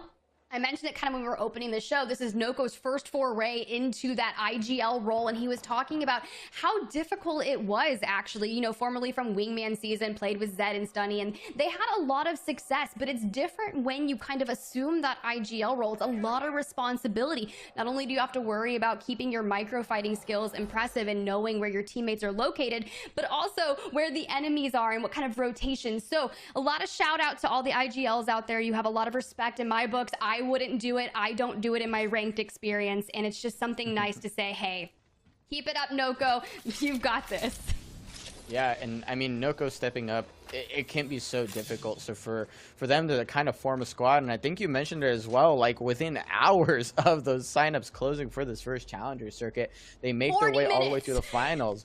But I have to say, and I think I mentioned this at the beginning, I had a feeling that to some degree, especially with the volatility of some of these lobbies, it's really hard to nail down your macro with a brand new squad, especially when your IGL is sort of, I guess, new to that position, right? Because they have to make so many of the game-changing decisions to really execute on a lot of the mid-game macros. So already we're seeing there that they didn't have the best run of it in this particular game, and Noko already taking fire from a lot of the other squads that are postured up early here. Looks like Noko is not long for this world, and half of 3 is eliminated in 14. Yeah, that's going to be GOW's A1s dealing the final blows there. Intel still nestled up into this building, has the black market out, and they are just absolutely kitted because of that. So sitting really well throughout this mid game, the attrition of having enough utilities, ordnance, shields, they're going to be just fine. They are ready to kind of cause some chaos here in this end game over here in Skyhook as we keep pulling straight out into Skyhook. I'm looking kind of at the overview. It looks like Skies is still looming within the tunnel out to the right of Skyhook, have yet to full push in. The issue is a lot of those buildings have already been kind of occupied or have people that are cohabitating in those buildings. So that's going to be a really interesting battle for Skies as they make their way in. But the team on your screen choosing to hit that skyward dive and take to the roof relatively clean. Didn't take a lot of damage towards that end, which is going to be good. Now they can start healing back up and go in for those fights, because that's the issue. When you're flying into a heavily populated area late game, you run that risk of being the only skyward dive Valk ult in that area, and you are pretty much open season at that point. And it's also a big deal to recognize how these character selections are playing to the way that these teams play the game. We already saw that Intel is running that crypto, but they're also pairing it with the Loba, which doesn't necessarily provide all that much utility when you're trying to get to that spot early. However, if your rotation knowledge is clean enough, if your understanding of the way these rings work and the way that you have to navigate World's Edge specifically, once you're in that zone, I mean, you can kind of continue to soak up ammo, soak up grenades, and it's an interesting pairing. I'd love to see something else with the crypto, but of course the crypto being a little bit slower and really just built for that heavy Intel game style. It's a little strange, but they're doing all right for the time being. They don't have a Watson like many of the other teams, so they do definitely risk getting pushed by a more aggressive squad. That is completely true. That is the hard part. You do. Speaking of an aggressive squad, we just got a nearby look at Sky's Octane Bangalore. I mean, that's kind of interesting, but lock it in a little bit of scuffle here over in the market, kind of open building on the left side of Skyhook. Zainu trying to get the res off onto them. Slayer trying to demo some of these Watson fences and go in with that information, but the player has escaped into a nearby building, so this is going to give Lock It In a nice fair reset. And they've got plenty of loot. And look, hi, it's Tyler from Team Inferno out here. Your winners of map number 1, relegated just to a solo. Now the question is, you do have some eliminations and some KP and at least an assist, but here's our first look at a crypto EMP, and all of that Watson work from Sleepy Panda and co is going to go down the drain. My issue with this is, now you have to couple that with the push immediately, because if not, as a Watson, I've got usually 2 to 4 ult accelerants on me. I will immediately pop it, get my Jenny down, and start building fences again to kind of relegate any push from any nearby team.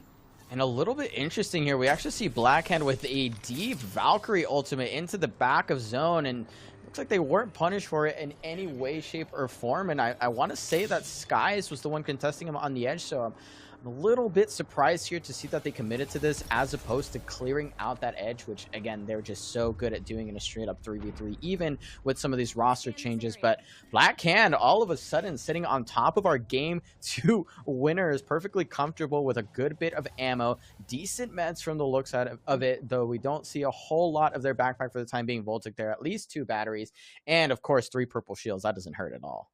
While we get a good overview of this map, I think the real reason that Blackhand went ahead and hit that Valk ult is because if you look to your south side, TSS actually made it out alive, Hambino and Messiah. So Hambino was able to get Messiah back into the lobby, and they came through that south chokehold into Skyhook. And you were right, Skies was holding the right side. And with a lot of the building already be taken, the fact is they got roof space uncontested, no one put damage onto them, and they're able to play a nasty head peek. But to be fair, they could have took that fight on to TSS, because you look at Messiah, he's in a white shield, probably doesn't have a lot of weapons available to him, and is just looking for scraps at this point. And as I say scraps, the car SMGs, you know, looking to be a little worse for wear. You do only have 2 shield cells, but maybe you can take an easy fight or a good third party and get yourself some loot, because there are 12 squads remaining as we come into the next zone. I'm looking at teams Bad Boys still alive, Blackhand, Team Diverge, Stormtroopers. Your current top of the leaderboard are having yet again another good game thus far, but taking to the roof. I like this. They're gonna have to get some good vantage points here. And it looks like whatever team took up residence here a little bit earlier has moved away quite quickly to perhaps a slightly more favorable position. And we can actually see from a sneak peek of the next zone that it's actually going to yank out towards so many of those teams that are sitting to the east. So all of the squads that are on God height right now and in that sort of center building in Skyhook are all going to have to commit to a play. They're all going to have to move. And this is the issue right now, that Blackhand has that LOS on so many of these teams.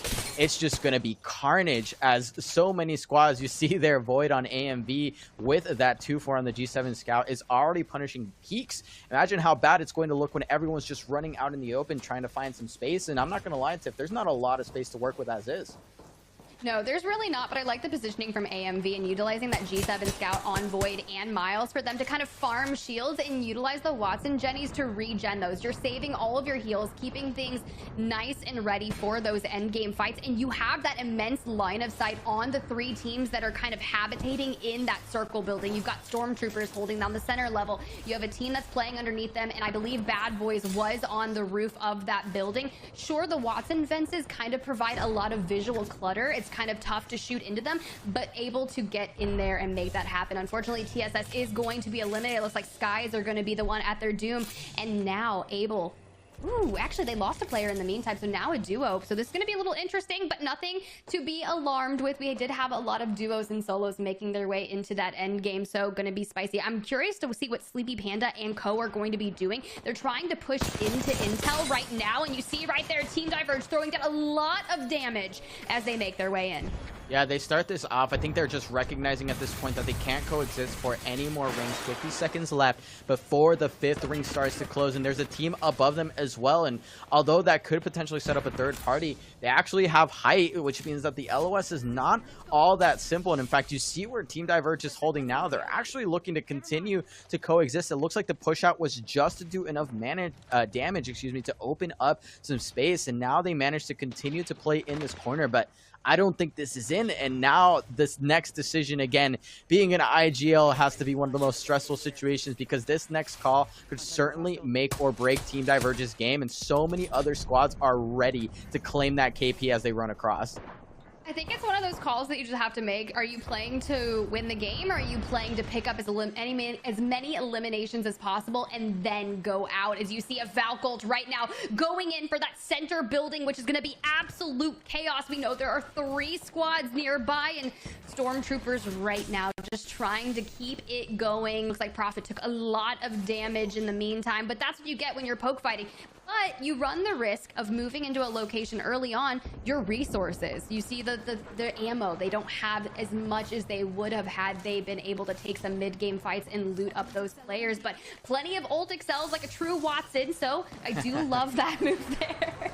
Yeah, can't go wrong with it. And look at the chaos that is ensuing. One team going left, another team still sticking around. 2 teams actually that are sitting behind them now. They're going to commit this new castle wall. But look at the grenades. Everyone's doing their best Fuse impression, as most of Stormtroopers is completely annihilated on the walk-up. But now they are the last one standing in this corner. So if they could get a reset here, that could have been the play that made their way into this end game. That was huge, but they're not done yet. And it looks like they won't continue this match. Lock it in, does swing around. That's actually going to be Sauce and Lane.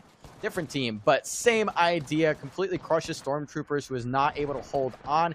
And now we are down to, I believe, our final 9 squads in our final ring. You wanted a crowded game, you're getting it. Crypto ult coming in, so it's going to be destroying some of those fences. Thermite out, dealing a lot of damage. Team Diverge just kind of trying to hold off the push from the inside, able to get some fences back in. That's that moment that I tell you, if you're going to use that crypto EMP, you've got to make sure that you time that perfectly and you have the push to go alongside with it. Sleepy Panda, this would be a great moment for you to make that portal into a further area. You can see right there, just out to the left, so they might not have it available to them, but Arcstars in hand, ready to make that in. But Intel holding them into this small space and has plenty of ordnance to make this a very dicey situation. Lock it in, meanwhile, going to fall, and the nade spam is ensuing. I don't believe they have the Jenny up or any of that nature, so it's just going to be a menacing situation, but you're getting absolutely punished from Blackhand, and this is going to save Team Diverge. You could not ask for a better blessing. Thank you so much out there, Blackhand. You are just like, now how do we get out of this? Because Blackhand is going to have us in their LOS.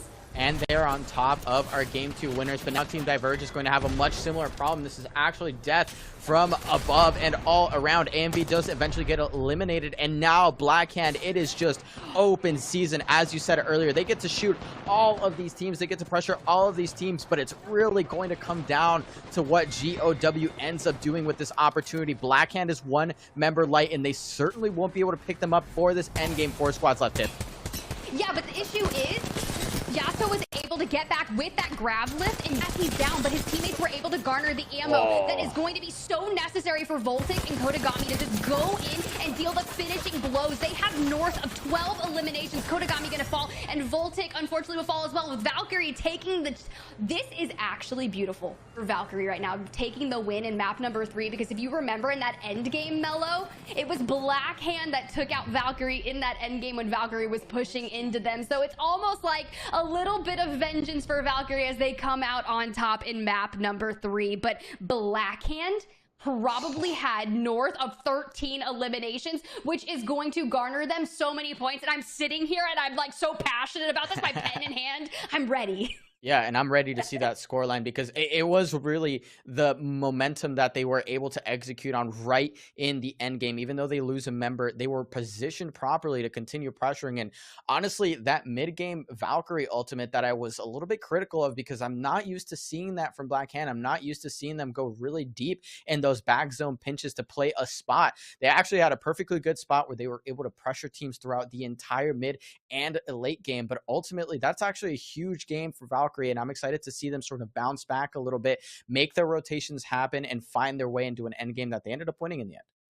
Yeah, I mean, it's all about consistency at that point, right? If you can find yourself within the last 5 teams every game, you're going to be garnering some placement points and some eliminations throughout. So we always talk about these things. When you look at the series, it's consistency is key. If you can, maybe even if you have a bad game, you can couple that with a map victory just like this one, and you can find yourself at the top of the leader before you even know it. But I mean, we have to talk about it. Black Hand was already in that 3rd spot near the top of the leaderboard. They had 2nd place in that map and a bunch of eliminations to go through it. Now I know we're going to have some highlights before we get to look at the actual score lines, but the question is, we had Stormtroopers at the top of the leaderboard by only 2 points, and we saw how early they rotated into Skyhook, trying to kind of garner that positioning available to them. They are on that Newcastle, and that fits their composition. The issue is, when you rotate that early in, you run the risk of not having the ordnance, the ammo, the heals that can long stand that moment. But let's go ahead and take a look at those replay moments from BAF number 3. Yeah, and I mean, it is really difficult to navigate that early game situation when you have so many teams that are willing to play deep in your zone and, in fact, willing to play deep in the same building as you are.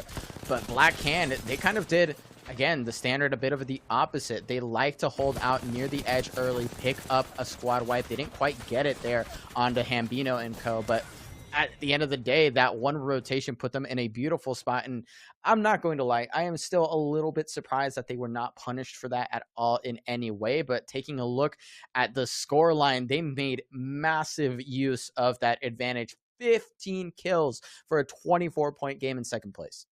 I mean, you were so critical about it, and we just had to ride it out, let it happen. Voltic out there, the former coach, I believe, maybe still probably the IGL, knows exactly what they are doing in that moment, and just adding in Kodagami and keeping Yasto, like that team already has some synergy. Now you just got to find the momentum with Kodagami on the team, and clearly that is showing that this is working. Just holding the angles as those teams tried to rotate in. You had Skies, you had everyone that was in those buildings just basically sitting ducks to Black Hand. Well played. GOW in the running as well. You know, they had some monumental moments, a 26-point game in map number 2, 14 points here in map number 3. That's the consistency that I'm talking about. But let's go ahead and jump down to the lower half of the top 10. Lock It In was able to garner themselves 9 eliminations. You know, they had some good third parties, especially in the harvester areas, kind of punishing the teams that were taking those early contests, getting 11 points out of it. And Dia had asked me, how do I feel about being zone or edge? You know, it's those moments where it's like, I just want to pick up as many eliminations, because going out in 8th place, that saves them. That keeps them in that consistency running.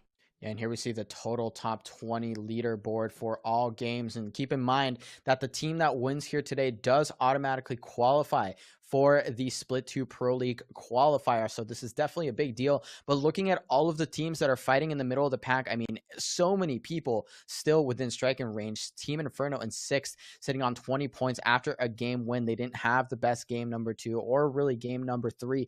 But I mean, they're still in there. They're still kicking. They're still definitely going to fight for as many points as possible. Though I do fear, Tiff, we know how dangerous Black Hand can be when they play Stormpoint properly. I'm curious to know whether GOW will also be able to sort of navigate, because they've adopted that sort of playstyle as well. At least in the first couple of games, they were willing to get aggressive on the edge of zone. They were willing to take those fights. And I'm not going to lie to you, a lot of those mid-map fights that I wasn't super happy with, we saw slightly less of them here. And that's why we have such a crowded endgame, is because teams understand, all right, we have to play these positions as long as possible and get as much value as we can. Yeah, it's kind of interesting that you mentioned that because you have those mid-map fights and those mid-game moments. And you could think of the moments where Black Hand was kind of out in the ring holding off TSS. They wasted a lot of time not having some valuable moments to get into those fights, but it did deny TSS getting a solid regain. They were able to get Messiah back in and navigate their way over to Skyhook, but that's one of those moments where it's like you never fully regain from that scenario, and Black Hand did waste a lot of time doing that, but salvaged it so well by the LOSs they were able to hold in Skyhook and just punishing all of the teams around them. But that's just why they are such a good team. And you mentioned, will they have that success on Stormpoint? When I think back to the Black Hand that I've seen in some of those other tournaments, such as like that I saw on the tier 2 scene, they had their most monumental moments on Stormpoint. I've seen them game 6, locked and loaded, time and everything up against them, and they have come out on top. So we'll have to wait because we're going to go to a quick break, and when we come back, Stormpoint.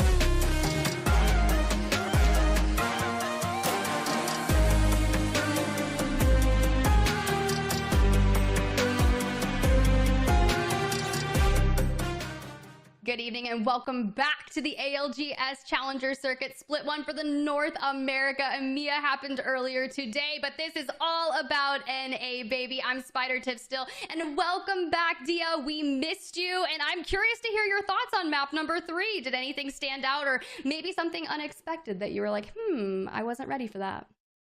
I definitely wasn't ready for TSS to be mirroring Black Hand like that. I expected TSS to be a little bit further ahead of the curve, but I was listening to you guys and I was watching the map feed. That was all I was doing. And TSS's movement was something that ultimately bit them, and I think this is a team that if they can just get out of the shadow of other squads that they're stepping in behind, can actually do really well. Black Hand, of course, their Valkult to the top of the building. As soon as you saw it, you were like, oh my god. It was that was like prime Apex Legends to me. Seeing that Valk ult, knowing what they were thinking, and watching it work out, chef's kiss. Chef's kiss indeed. And as I sit there, I know Mello is kind of like, because you did have your doubts in that moment of time, but Blackhand just doing what they do best and just getting all of the points that they deserved after that game. Now we switch our attention from World's Edge onto Stormpoint. I'm looking at you, Mello. Are you thinking we're going to see some major team composition switch-ups? Because I've seen from the past, a lot of people don't really change it up too much. So I'd be curious to hear your thoughts. I mean, I think we might see a little bit more of the Bangalore again. I'm not exactly sure how this part of the region likes to play. I can't recall quite exactly, but Blackhand definitely one of those staple players on the Bangalore. They love to play it. It's a really good tool on Stormpoint out of the correct POIs. And maybe we'll get to see a little bit more increase in the Valkyries. Obviously, a lot of teams are already running it, but I think it becomes even more paramount on Stormpoint, especially when you're playing out of those southern POIs. So maybe some adjustments. Again, I think I still want to see a little bit more tuning of that macro. We're seeing teams like TSS that are kind of struggling in that department. Again, a little surprised to see how they were moving through the map. And in the previous game where they were sort of challenging in Frag East for not the most ideal reason, I would say. So again, I'm really curious to know how people are just going to navigate the map. But of course, the champion select screen is always a little bit wilder than we expected sometimes.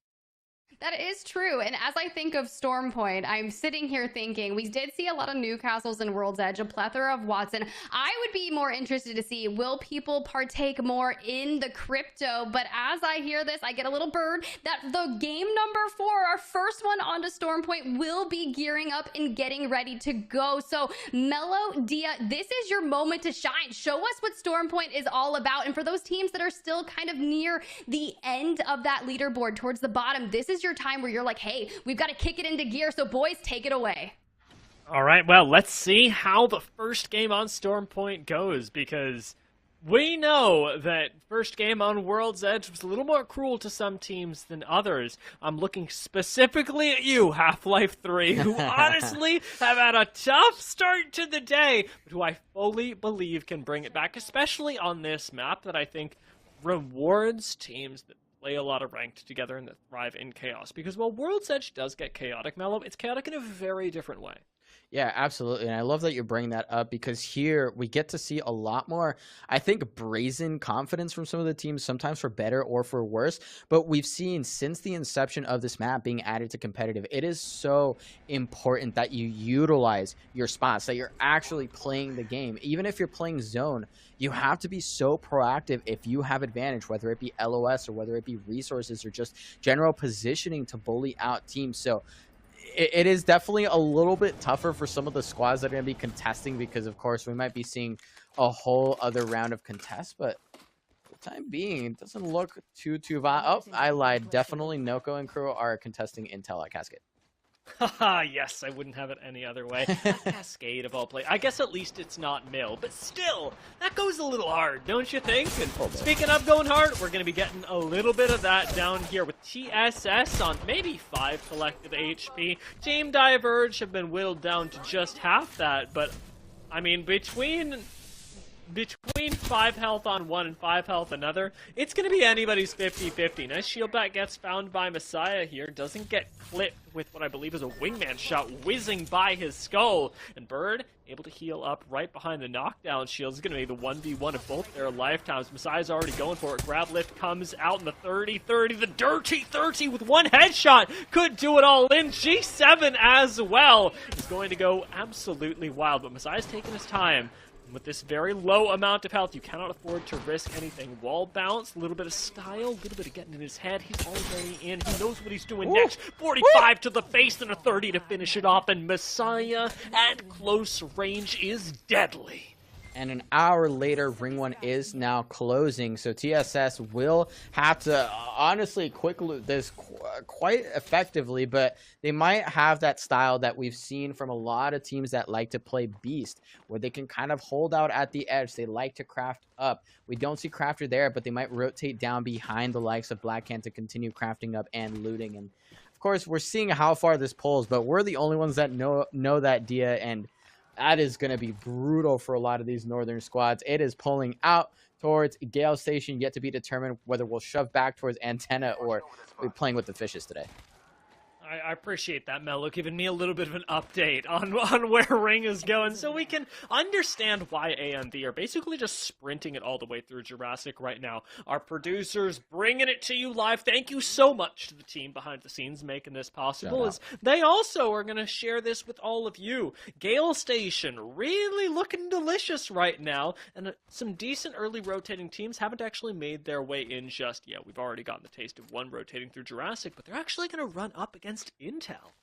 And I'm not exactly sure what composition Washi and B. Borton, along with their third, are running, but look at how much room they're sort of taking up. They're trying to soak up as much intel as possible because they likely won't get to see another scan. So you somewhat have to rely on looking at the movements of your opponent and see what are they committing to. We see AMB there with a nice shot of a team Valk ulting in front of him. Again, all of this lends itself to having more informed rotations. And we know how violent the mid game can get on Stormpoint. So as long as the teams are sort of in a safe spot, especially deeper in zone, they can kind of win out on those battles of attrition a little bit and hopefully play into those end games that way. Can I just say, Valkyrie is so good if you're a team that lands on high ground in Stormpoint. Oh my You get, like, god value out of using a single Valk ult. You can traverse maybe thousands of meters with a single cooldown, and that being used by Skies here, not running the Octane this game, which is a bit of a question mark for me last game, I'll be completely honest, now get their opportunity to make their way in to Gale Station. Maybe being cut off a little bit, though, since they do have a squad right ahead of them coming out of the IMC Armory with a Trident as well. Den Pride gonna eat some damage for this, but still, getting the faster rotation with the double car combo is actually really useful to cut off a squad that might otherwise have taken their god spot. And yeah, they knew exactly where they wanted to get to, so having two cars at their disposal to just make it just skippy quick and make sure that they can already start to put pressure on some of the other squads that are walking it a little later. Great heads up play, and we saw the two primary modes of transport, I think, here on Stormpoint. We saw that Trident, two Tridents in fact, and we saw another big Valkyrie ultimate. But I'd like to draw attention a little bit to some of the squads that are up in the north and specifically in the zone. Again, just so many squads that are willing to take that damage to rack up those resources. GOW with a nice close range fight. This has been a really impressive squad today, having won game 2 and performed consistently throughout the other 2 games. But now, in their 4th of the day, they're already making great work, and with A1s landing 2, not headshots, just body shots, to crack the armor off of this last member. Valkyrie are no more. GOW taking a surprising angle on that fight, and now being surprisingly walked up on as well. They've lost one, and Team Revenge from above may just be the thing that GOW need to survive this. Laying out a little bit more and holding off the squad that was going in for the third party, they take down GOW themselves, netting just a single other kill and leaving one member alive as they struggle to restabilize. Yeah, GOW still up with Detox, but he is eating wingman shots, and there's Team Revenge on their back. And great rotation here for Team Revenge, finding that third party. They do end up getting tons of value for it, and they continue to hit Team Intel with bullet after bullet. The grenades are starting to fly as well. So for the time being, the dust will settle just for now as Team Revenge looks out towards Team Intel and neither team in ring right now. I appreciate that neither of them want to take the fight either. Since they already got the kills that they came for, they've wiped out collectively yet another squad. We're down to 17 before round 1 even finishes closing, which is a surprising pace to be set, especially on Stormpoint when you've got a lot to cover. Before I finish my sentence even, we take out Bad Boys, whittling us down to 16 before zone close, which is even more out of the realm of what I'd expected today, with Lock It In winning their fight around the IMC Armory over towards the mill. They've got a relatively short distance to come into at least the initial zone, and from here can continue playing a very edge style to slowly but surely pick up what I can only assume to be more kills. Yeah, and it really is just adapting their playstyle to the map and mixing it up a little bit. Obviously, we saw there the Bangalore. I mentioned it a little bit. Not as common as I expected necessarily, but one of those edge teams certainly making it look pretty decent here. But looking at the way this thing pulls, I mean, those choke points are going to be brutal, Dia. And at this point, specifically with the way this sort of ring is shaped, I don't think you're going to be getting away with wild Valkyrie ultimates in the mid and late game. I think that there is more opportunity for so many of these squads that are already in zone, the likes of AMV. We also saw Skies on the other side. They are more than happy to punish all of these teams who try and hit the go button on the Valkyrie as a get out tool to find their way into the late game rings. AMV being sat up here, maybe one of those squads themselves, if this pulls away from Gale Station. The get out tool was really what I think brought Valkyrie into the meta to begin with, and since then, how to play with the ultimate against the ultimate has been refined so much. For a lot of teams that are still perfecting their gameplay in the challenger circuit, though, sometimes Valkyrie ults can bite. They can be the thing that ultimately take you down, as a misuse of them really puts you in an unwinnable position. Blackhand trying to do just the same to a squad below them. Valkyrie ult or no. Got a 30-30 at range, and without that shield crack, too much. Even a skull piercer in finally gets that 65, but with a sick helmet on the other side, the combined damage isn't enough to find yet another kill. But this is what we see constantly, Dia. I mean, Voltic already sitting on a red shield. They have KP. And more importantly, according to their game plan, they are clearing this side of the map. They want to own all of this space because once they can guarantee that teams won't walk up behind them, all they have to worry about is fighting forward. All they have to worry about is, again, much of what the current zone teams have been doing since the start of the game. They want to punish teams with poor rotations. They want to catch them off guard out in the open. With that shield economy and, of course, plenty of bullets to go with it, I think they're pretty poised to have a decent game here, Dia. Team Inferno poised well themselves over by Shipfall, likely to have a zone coming to them, and will once again have to play this roll of the dice in the mid-game. They have the past couple.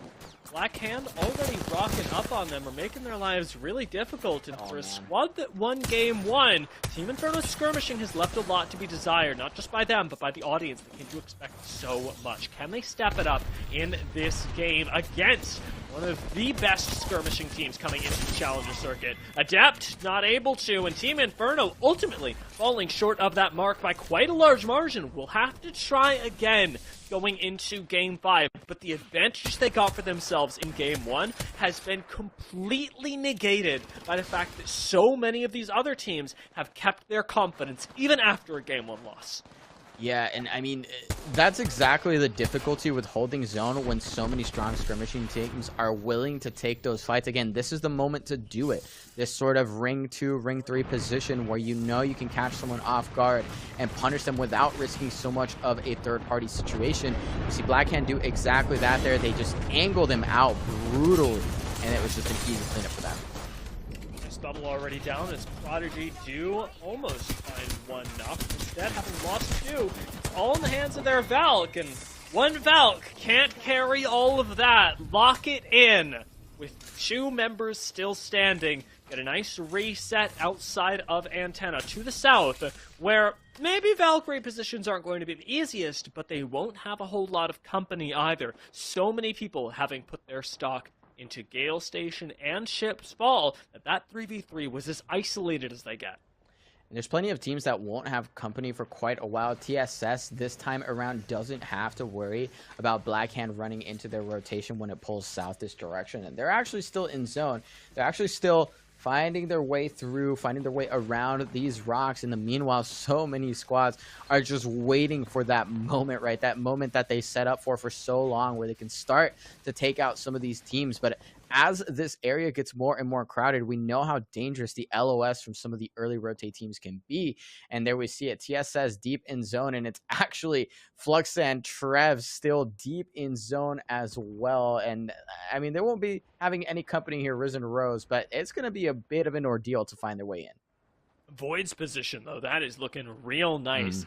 They've got a little pineapple? Some people call call it the Pineapple, some people call it the Nut Building, all the way down in the south. And whatever you call it, you cannot deny that it's going to be really useful for a team that's absorbing pushes from the north side across an immense amount of open ground, maybe even with a zip line, because they will have shots on what I count as maybe 3-4 teams that are all stacked up in Gale Station. On the other side of that, there's going to be an incredible amount of chaos leaving from Ship Fall as everybody is forced out of the ship proper and onto the hillside surrounding it, where not nearly as many squads can coexist. Teams like Lock It In, who are just now rotating in, who still have that Valcult, may be more incentivized to use it earlier rather than later, because getting caught in this chaos is something you absolutely want to avoid. Oh, and beautiful use there of the smokes. That's exactly why you employ the Bangalore. You can cover yourself. You can cover the sight lines on the enemy team, assuming they don't have a Watson to swallow up those smokes. So Lock It In, utilizing it perfectly here. But now they have to deal with the prospect of other squads looking their way and fighting them for this sort of last chunk of this northwest side of the map and of the ring. And there we see the panic ults are starting to go, and they are landing on multiple squads here, Dia. Guys might be going for this, but before we exit Gale Station, we must cleanse it. And that's what we are getting right now. Sung, I believe the last member standing of their squad, likely going to be taken out as, boom, there they go. One less squad for everyone in the lobby to deal with. And still, a ways more going to pull us south. No Name with a early rotation in here using that IMC have to move pretty darn soon and Lock It In with just one member left standing. Are sat right around the corner from what is likely death, and through this fence, here it comes. It's the Reaper, and Slayer cannot escape. Yeah, there's just no running away from that one. This is just starting to fall apart for all of these squads. Going for the thirst there right at the end. That's going to be Risen Rose. That starts to make their way in, and they actually only lose one. And there we see in the middle of that building a team that we've just sort of not seen as much in the late game as we would have liked. But finally, we're actually going to see Noko and the rest of Half-Life 3 in a potential late game situation, though, of course. They still have to manage at least two other squads, including the duo of Risen Rose, and I believe a duo or trio of Team Revenge, who is decently looted, but Noko not doing too bad himself with a red shield already. This is exactly what we had predicted earlier, though. I believe even you Mello, called this out as this being a really beneficial zone for teams exactly like Half-Life 3 that do dedicate a lot of time to playing Stormpoint in ranked, in the immense amount of chaos that we see develop around there. Void playing around the outside have chosen a very ALGS spot, but it is a little bit early to be opting in for that kind of real estate. Something like where Black Hand are at on this height, also exposed to a lot of risk out here in the open. And with both these teams taking such big leaps of faith on everyone else in the lobby, Yazto may have gone a little too far. And honestly, someone has to insert the meme. They can't keep getting away with this. And in fact, they don't seem to be doing a great job of getting away with it this time. Yasto is going to start getting picked up, but Void has gone on the full aggressive. The Arc Stars are flying. There is a knock onto Void, though, and this isn't as easy of a fight as they maybe would have hoped. Stormtroopers goes out in the meanwhile, and Void continues to assault this Pineapple building. They need to clean this up to continue their game. Blackhand is, in fact, eliminated by Void. It was a little bit too early for them to take that building. Despite that, there were some beautiful nades from Kodigami on that defense. Nades that almost saved Black Hand entirely, and we are going to need a serious savior, perhaps even a messiah here, as Half-Life 3 drop in with an aerial assault, and now are getting angled on from above themselves. No Name, look behind them and go, what on earth is happening over here? Let's hope this fence can save us, because we want no part of that chaos. And I actually really like the idea there from Half-Life 3, but unfortunately there was another team that was sitting above them ready to punish. They're still alive for the time being, and in the meanwhile, I mean, so many squads are dropping like flies. Half-Life 3 is unfortunately eliminated in the end, so we won't see them in this endgame. But look at everyone just crawling, clawing for space right now, Dia, not finding a whole lot of it. Comes Messiah, though, having already picked up a kill. Gets knocked themselves, going for the thirst. And it's up to the last member of TSS, Hambino, in a 1v2 up against No Name to deal the necessary damage. He's already flashed. He's already out. And No Name collect their compadre's banner and get to sit right back behind the rock that they had earlier. The fences were enough, Mello. They are still in this. And they are in the top, I think, 6 squads now. Yeah, and now we see 2 members of the Esports Arena family here, as well as Chickus and the other team that has kind of just forced their way through the chaos. I mean, realistically, we saw how much fighting was happening there, but they just get to waltz in. They are late enough. They wait long enough. They pressure from the back just in time, and they're in there, man. It's the top 3 squads, Yep. even. There were so many teams cold in that northern rotation that I don't think anybody really knows what to make of it anymore. There's, I dare say, too much space for these 3 teams. And yes, we've got 30 seconds left on this zone close, but almost everybody's already in it. The only squad that we've still got to look for, the only squad that can still be sent to the grave with this rotation is AMV in the north. It's LATAM against Series E right now. They are holding on for dear life, but look at the way this is pulling, and I think it's quite clear for many of these teams how it's going to have to work, right? But we see the Kraber in the hands of Team Intel. We see the red shields left and right on all of the squads remaining, so I can't imagine what this is going to look like when it breaks out. As long as we don't see a crazy Valkyrie, I'll be a little bit more happy. But you're right, there's so much space. There's so much space, but so much of it unsaved. No one wants to walk on, no one wants to commit. And it looks like the car play is going to be the one. That was not it. That was absolutely not the move. I respect it, but No Name go out in third. And it was going to be tough to evade that fate anyway. Team Intel now sit with a really nice spot in ring, arguably the most cover so far, and with these nades to cover their path, gotten by the Loba. They have already taken down 2 without even firing their guns. Just that little bit of car spray takes out almost everyone. Team Intel sort of walk into a win. Yeah, I mean, they dismantled so much of the teams that were walking up. I mean, we saw them up on that hill over towards the road so early. They held up so much of that space, and they managed to, again, execute so many of the squads that were not clean enough on their rotations. But that bloodbath on the east side, I don't necessarily know if we were ready for that one, because so many squads. I mean, it was just one on top of the other, on top of the other. Noko's team, TSS, and all of a sudden we have No Name just waltzing in. I don't think any of us were ready for that. I don't think any of you at home were ready for that either. It was an incredible amount of chaos, and even Black Hand, who had a really nice idea on the rotation, still had trouble sticking it, because zones like that are really unforgiving. There's not a lot of space to play, and good on the squads that did get there early to be able to punish it. I mean, Team Intel had a really nice job of being able to sit back and watch the game occur, especially after they farmed up squads coming from Shipfall, but that was very simple in execution for them, especially towards that end game. The Loba that we had talked about having mixed results earlier if you're not able to get to zone, got to zone, and then went kind of burr. Yeah, and I mean, they probably took advantage of the fact that the care package was likely in range. They might have sniped that one up. They had plenty of shield cells to work with, ammo. And I can only imagine that after they took care of Blackhand, who landed on their roof, they just kind of held the right click button over towards the eastern side and managed to pick up KP, managed to do so much damage. This is, of course, Team Intel that I'm referring to here. Wait, no, sorry. Not Team Intel. Yes, Team Intel. I am. No, Team Intel was Shipfall, but yeah, I know what you're saying. There we go. Talking about the team that was in the nut building. Yep, exactly. And I mean, they just had so much pressure for free. Kind of the same. They were there the whole time. They were just chilling. They were just enjoying their day. Maybe talking about their feelings and getting ready for everyone to just waltz in on the wrong side of the road.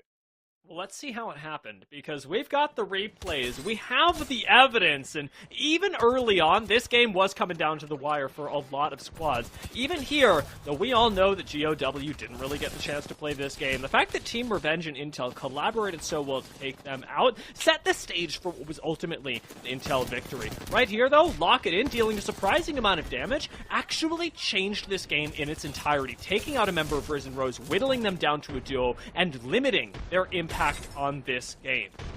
Yeah, I mean, it really was just so...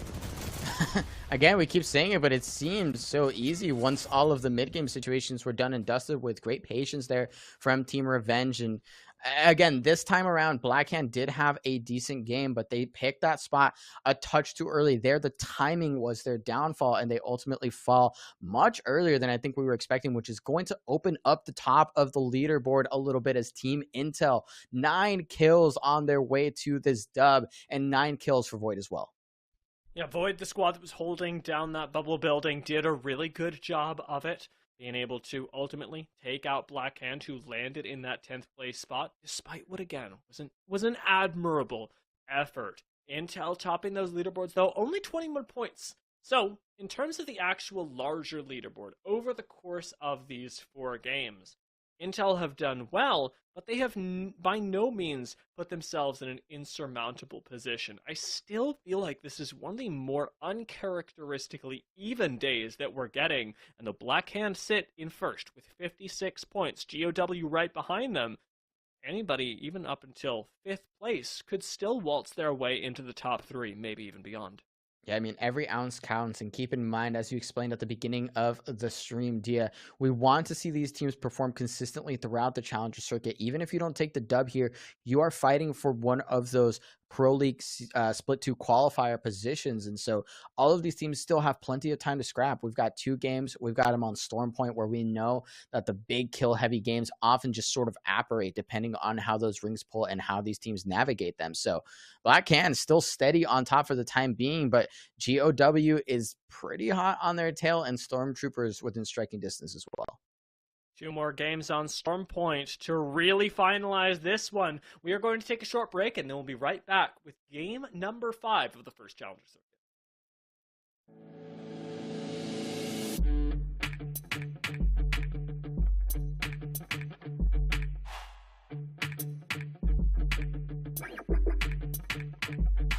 I am pleased to be joined today by the Apex Legends roster of Team Revenge. We got Styx, Lily, Carlon, and Escape here today. We'll be talking some Apex. We'll be talking some Year 3 stuff. Thank you guys so much for joining me today. I do want to give you guys, or rather put you guys on the spot for a couple of hot seat questions. So we're going to try and run these pretty quick. Everyone answer first thing that comes to mind. No hardball questions, don't trip. So yeah, are you guys ready to close this one out? 30 seconds per response. You guys can argue as much as you want, and then we'll move on to the next one. Sound good? Yes, sir. We're all going to talk at the same time. It's going to be great. All right, perfect. I'm setting up. All right, let's Turn the mic up. All right, first question. Who throws the best sky nade? Dice. Dice. He's not even here anymore. But Shout out, Dice. It is Dice, but I claim that spot now. I think it is definitely Carlon. Yeah, Alright, Carlon. Yeah, he followed him up pretty good. All right, cool. Penning that one. One from the best. Second question. Most likely to say they are one shot when they are definitely not. I got it. I think it sticks, actually. Really? Yeah, you get hit for like 30, and you're like, guys, I'm one. I got to back up. What are you talking about? Say the enemy is one shot. That would be Ethan. Ethan shoots people for like 80 and is like, he's the one. question was the enemy. No, the enemy. Yeah, should have clarified. Who's most likely to hit the enemy for like 30 and then say they're flesh? Oh, that's Escape. That's Escape. Yeah, right Escape. there. That's why I don't play. I This is why I destroyed just this sit there. guy, and then I hit him for 130, and I'm like, This is why you've just been playing with old You're LT. like, all right, now he's one you. shot. Hey, when I miss my Kraber shots, I gotta make sure that you guys know that I definitely hit them. Oh, I have a clip. I have a clip of Ethan being like, "Are you guys doing? What are you guys doing right right now. I had knocked 2 people. I had knocked 2 of Sentinels. And Ethan's like, are you guys doing any damage? And he had missed literally 12 longbow shots in a row. Incredible. He's Well, sitting play the behind clip. the It's fine. Play the Put, clip. put it Sitting on the behind- drive. Put it on the drive. I need to show it now. Sitting, Oh my sitting God. sitting I'll behind get the it, I'll get rampart it. wall. That's my Sitting behind coach. the rampart wall, missing 70 longbow shots in a row. This is why I don't play. All right, next question. Next question. Who can play the most characters proficiently? I think it's Carlon. Carlon. Carlon. Yeah, Carlon. Carlon. Carlon Follow-up loves his question. octane, but Who's your worst character of all the ones on the roster that you guys play actively? Who's your worst character? I'm pretty bad at crypto, to be honest. But I'm No, I would say Valkyrie just because no one really wants to play Valkyrie. We only use her for rotations, and that's it. I Hey, feel if that. you want to take Seer, I'll play Valkyrie. Fuck There no. you go. Easy fix. Already fixing things as we speak. Love it. Welcome back, everybody. We just cleaned off our first game of Stormpoint, and it was a little bit messier than I think anyone at home and us on the desk were expecting. My name is Melcrit, and I am joined once again by Spider Tiff. Welcome back, and of course, Dia. And I want to ask you, Tiff, looking at the map and just looking at how the teams ended up trying to brute force their way through, what do you think went wrong for some of those teams on the outside of zone? Look, it's just going to be really tough. Anytime you have a zone that pulls to the outskirts of Shipfall, you're just asking for trouble. You try to hold on to anything that you can, just any sheer amount of cover. I saw a lot of mountain goat action from TSS Half-Life. And as I talk about it, you just pan to the view of like the free flowing camera of just all the people falling off the side of the mountains, just collapsing on each other. And I think it was just, you saw the moments of people that had rotated early and found a lot of success. I'm looking at Void. They kind of nestled themselves into that zone early on and reaped the benefits of that happening. They were able to pick up a lot of eliminations. And we were kind of talking midway through that, and it was kind of like, how did this even happen? We saw the car rotation end game try to happen. I'm like, bro's just in Fast and the Furious trying to hit that nitrous boost and get out of there. And unfortunately, it did not happen. And it kind of dived down into a massive nade spam for the victory. So I was just sitting there. I'm like, oh, I'm just along for the journey of this map at this point. All right, Dia, next question is for you, and it might be a little bit extra spicy as we are about to roll into the game. But thinking about, kind of how you mentioned, that zone was just inherently dang near impossible for teams that don't play it all that often. So I want to ask, for those teams that were just on the fringe of the top end that we saw it fall out there, do you think that they are capable of those big breakthrough moments if the ring goes their way a little bit more?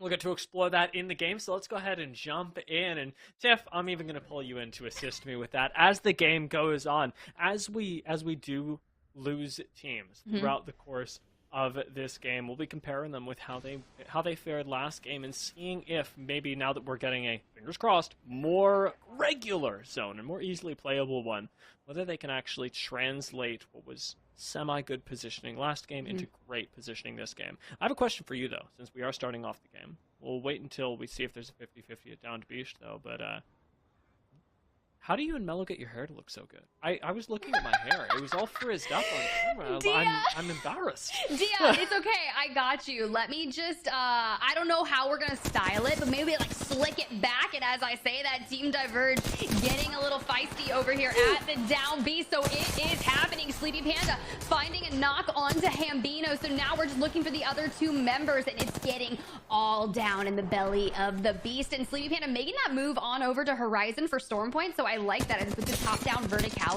is going to fit such a better play style in there. You go a full on to Hambino. They're going to reap the rewards, and they're doing this with white shields, or as Nicewig would say, napkin, napkin, napkin.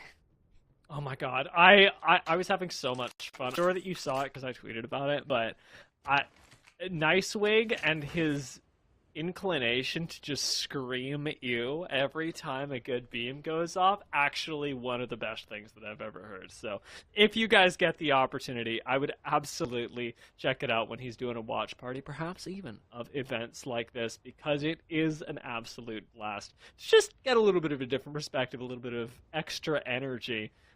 And since we've got what I think I'll call a Team Diverge win in Downed Beast, they haven't actually given back the 0-point game that TSS gave them just last time, but whittling down by a member, I think we can safely call a victory, as well as ultimately claiming all the loot that remains in Downed Beast. We'll see both these teams continue to play it out, and we'll get to see how Team Diverge actually navigate on Stormpoint, because that was a privilege that we were denied just last game, and yet this was a squad that I'd expected to do well on Stormpoint, and I'll say to a reasonable degree did. Team Diverge should be way more challenged on Stormpoint, despite their mechanical prowess, and now is really the proving grounds for them. Yeah, and I think that's a really great point. They did win their POI, forcing TSS, the remaining members, and Blur and Messiah out of the Downed Beast. The issue is there's so many teams in the nearby vicinities that drop close by. You've got Blackhand that always goes towards the mill, so a lot of people that are going to be making their ways as SMP's eye proficiency absolutely fries through the grav lift, putting down some serious damage. Mola is able to grab the down onto Pope, so now we're just looking for a little bit of a cleanup, and that's going to be all they wrote for Prodigy Esports. A very quick fight, able to grab the banner, and a good little reset because the beacon is just nearby. So that's the type of the fights that I love to see on Stormpoint. If you're going to go in and take a meaningful 3v3, you got to get those things cleaned up. The issue is we are all the way out in the lightning rod area just south, but you're going to get bullied by the Prowlers. They have impeccable persistence, let me just tell you, because I swear sometimes you'll just be in the fight and those things are just like, hey, let me at you, and you know, they can really mess you up. They've messed me up. They've messed me up to a degree that I will not admit on stream. But tell us, tell us and I'll help your hair. I'll make it better. I tell you, it was really rough. What really messed me up emotionally was watching SMP 2v3 that fight, because that is difficult to orchestrate. I know we talk about the difference between Pro League and Tier 2 Apex Legends, and, you know, how these teams are always pushing themselves to improve, making themselves just that little bit better so that they can compete at the top level. Pulling off a 2v3 at this stage of your career, still absolutely impressive. When it is clean, and when it is up against a squad that is prepared, whether you have high ground or not, it should almost always be impossible. The fact that SMP did it gives me a little bit of hope for TSS, who, remember, are still operating as a two-man since they fled Downed Beast.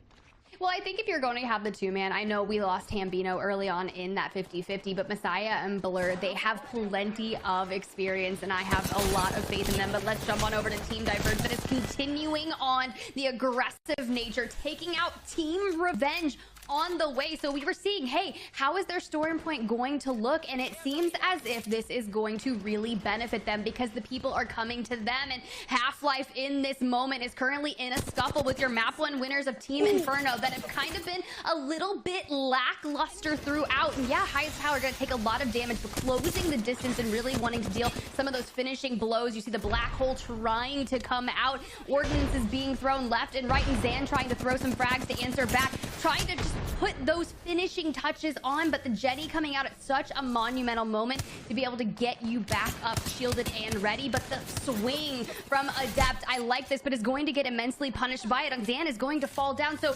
Half-Life answering back incredibly strong, and that's going to be taxing, dealing a lot of damage.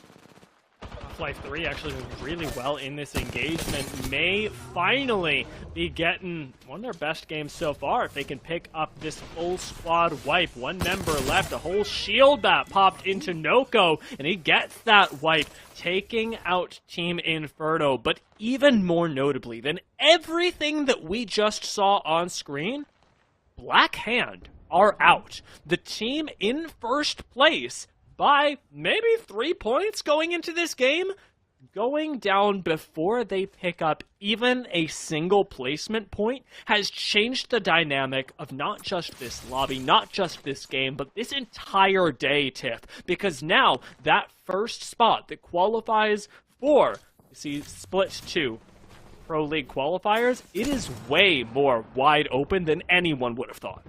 Yeah, and I think that's going to make this an even more fun first moment of Challenger Circuit. You have GOW just south of Blackhand on the leaderboard, shy of 8 points. Stormtroopers just underneath them, and I think basically on the results of how this map goes and how those teams perform here will make such an exciting game number 6 because Black Hand is going to have their work cut out for them. And speaking of work cut out for them, Risen Rose is being absolutely punished here at checkpoint, trying to nestle themselves into a building. They do have the 3 purple shields and a beautiful Havoc. They were coming here ready to craft up and continue on their way. You see the Havoc ready for that turbocharger, but being punished by Bad Boys because this is their area. Now you up against the baddest of boys. They have got the Bangalore Bloodhound, the OG frag out disrespect combo. And while they're playing patient for now, don't expect this to last forever.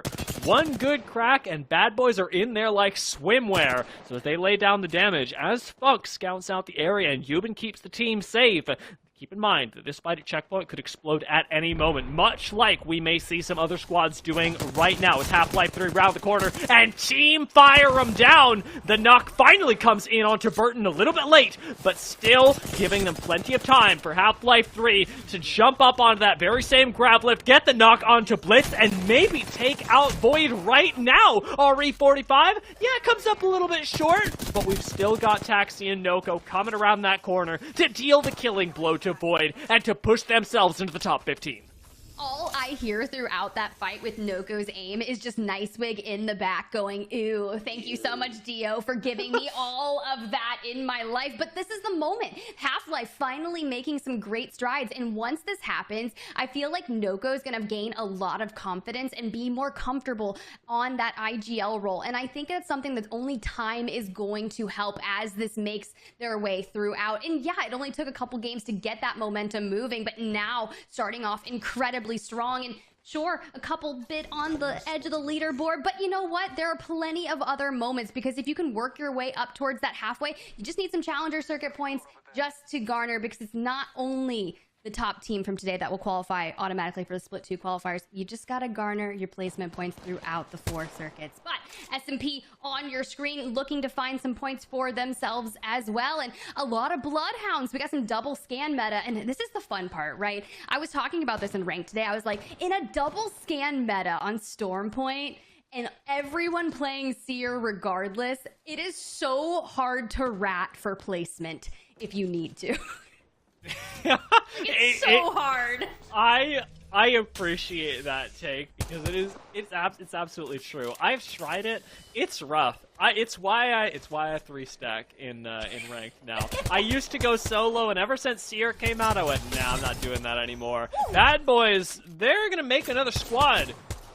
Take that unfortunate reality, though, as they've already unleashed the beast, as it were, onto the low ground, abandoning checkpoint and jumping down onto this squad. Bad Boys with a turboed up Devo have broken shields, almost found Nox, and Yuban cannot quite get it. But Trep Stacks is down as Funk manages to cover what this car left lacking. Now with a 3 squad, they get that wide swing. They take down Cube, and Risen Rose are out. This is exactly what we were worried about when Risen Rose stepped up to checkpoint, a fight they ultimately could not take. They tried to disengage so much, but look who's joining the fight. They are looking to get that res off and kind of reset, but SMP is deciding, hey, they want in on this, and the Bangalore smoke is like a target that they're like, we are ready to make the move on. They are fully kitted up, throwing in that Bangalore ultimate to try and fend off and make sure they can garner, but Sung in that ultimate available to them, just looking, but so far, nothing to come from this moment. They are disengaging and trying to drop down into the lower buildings and get some shelter. But this is just one of those crazy moments where it's like you just wasted a lot of utility and ability, but you're not really getting anything from it. With 4 seconds left on Beast of the Hunt, nothing comes from this moment except forcing them down just further south into a building. I hate these buildings, are so hard to hold, and SMP finding a cheeky angle on that Seer with the 2x4, just able to garner the distance, and they already have plenty of KP available to them. This isn't like a mission critical thing. They can coexist here, but you are holding them towards the outskirts of the ring. coexist if Mullis don't step up like that. SMP being put in their place, even on the high ground. You waste that blood, you are already sad boy hours, but now looking down onto the low ground and still getting fried up top. Mullis is really going to have to be careful, especially as SMP still have a ways to go. Zone is not coming to them. We are going even further out to the west, into the downed beast area where SMP are going to need to relocate rather quickly. They've got that exit just off to their north to be able to make use of, one that'll take them all the way around to Bad Boys, completely avoiding this fight. And as we mentioned, those very same Bad Boys, they're making their own graceful exit off towards the mill, where they'll have not just a beacon to scan for the additional data, but a great building to be able to hold in the interim, as mill provides a lot of cover.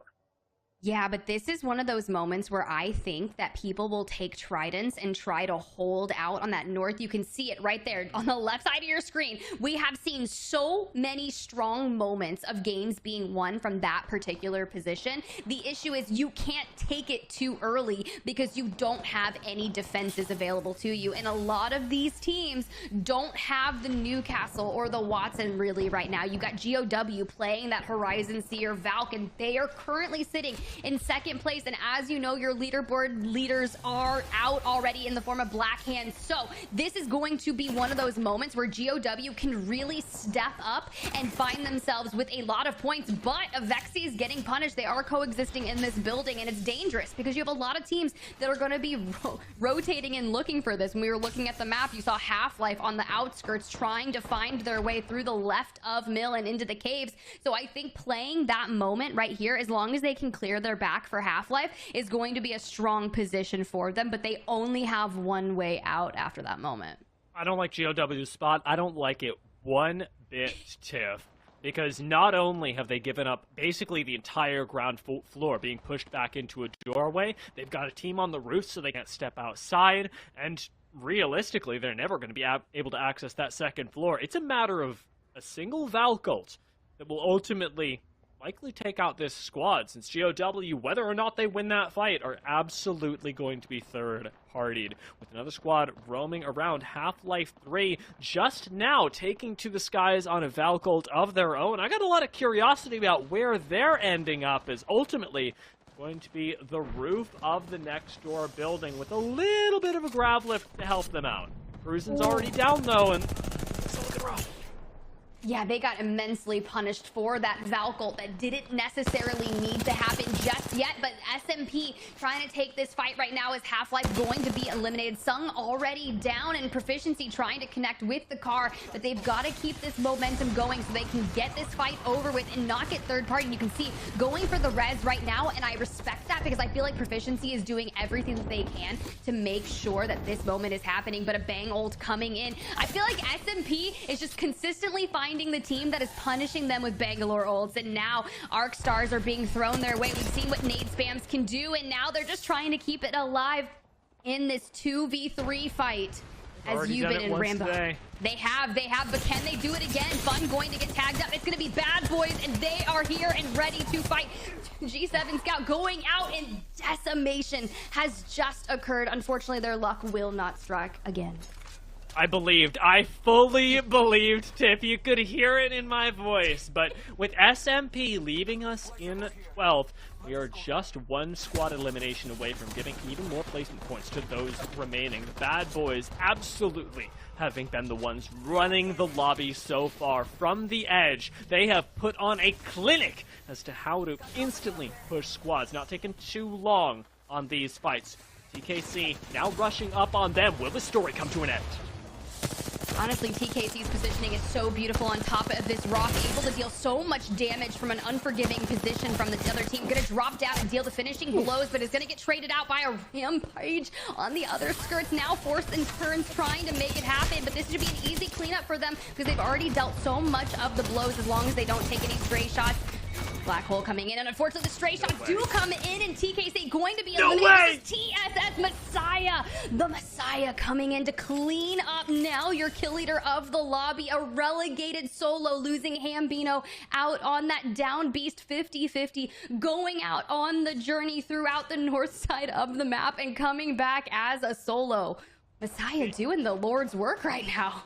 Fear not, my children, for you are no more, as Messiah came down from the sky and popped a heady to finish the fight. That is a play you clip, you put in your montage, because when you announce that you are looking for org sponsorship, that's exactly what they want to see. TSS, though they are one member, they are a legion for now, and I'm hoping that we get to see a little bit more out of Messiah before this game is up. 9 squads still left, and as everyone from Downed Beast is forced into this corner of the map, a very unforgiving position for every single squad that otherwise prioritized it, everybody in these 3 buildings is sweating just as much, knowing that it's them next.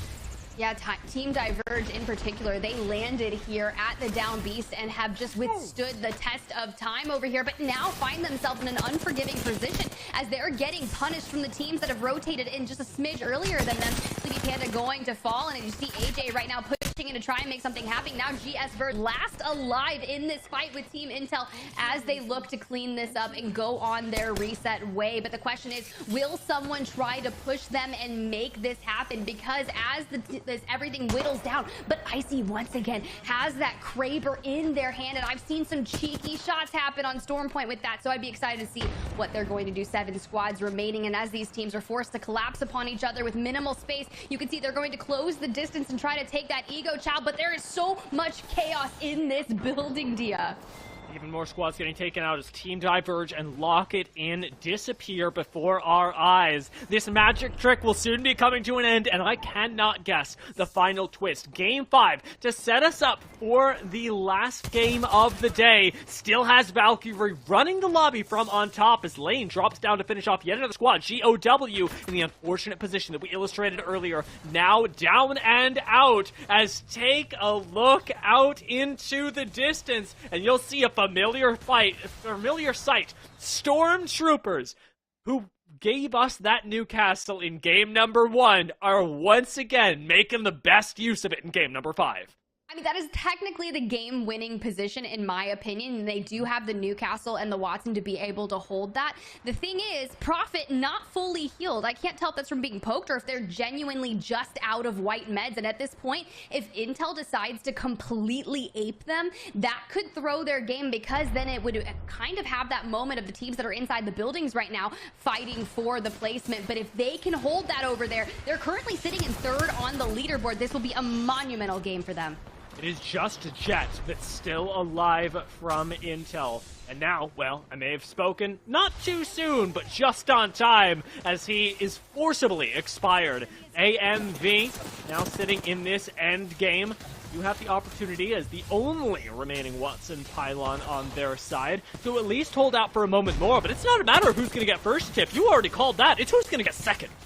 Yeah, this is just a war of attrition as all the ordnance is coming in, putting a thorn in AMV side. Can they withstand? Here comes the push.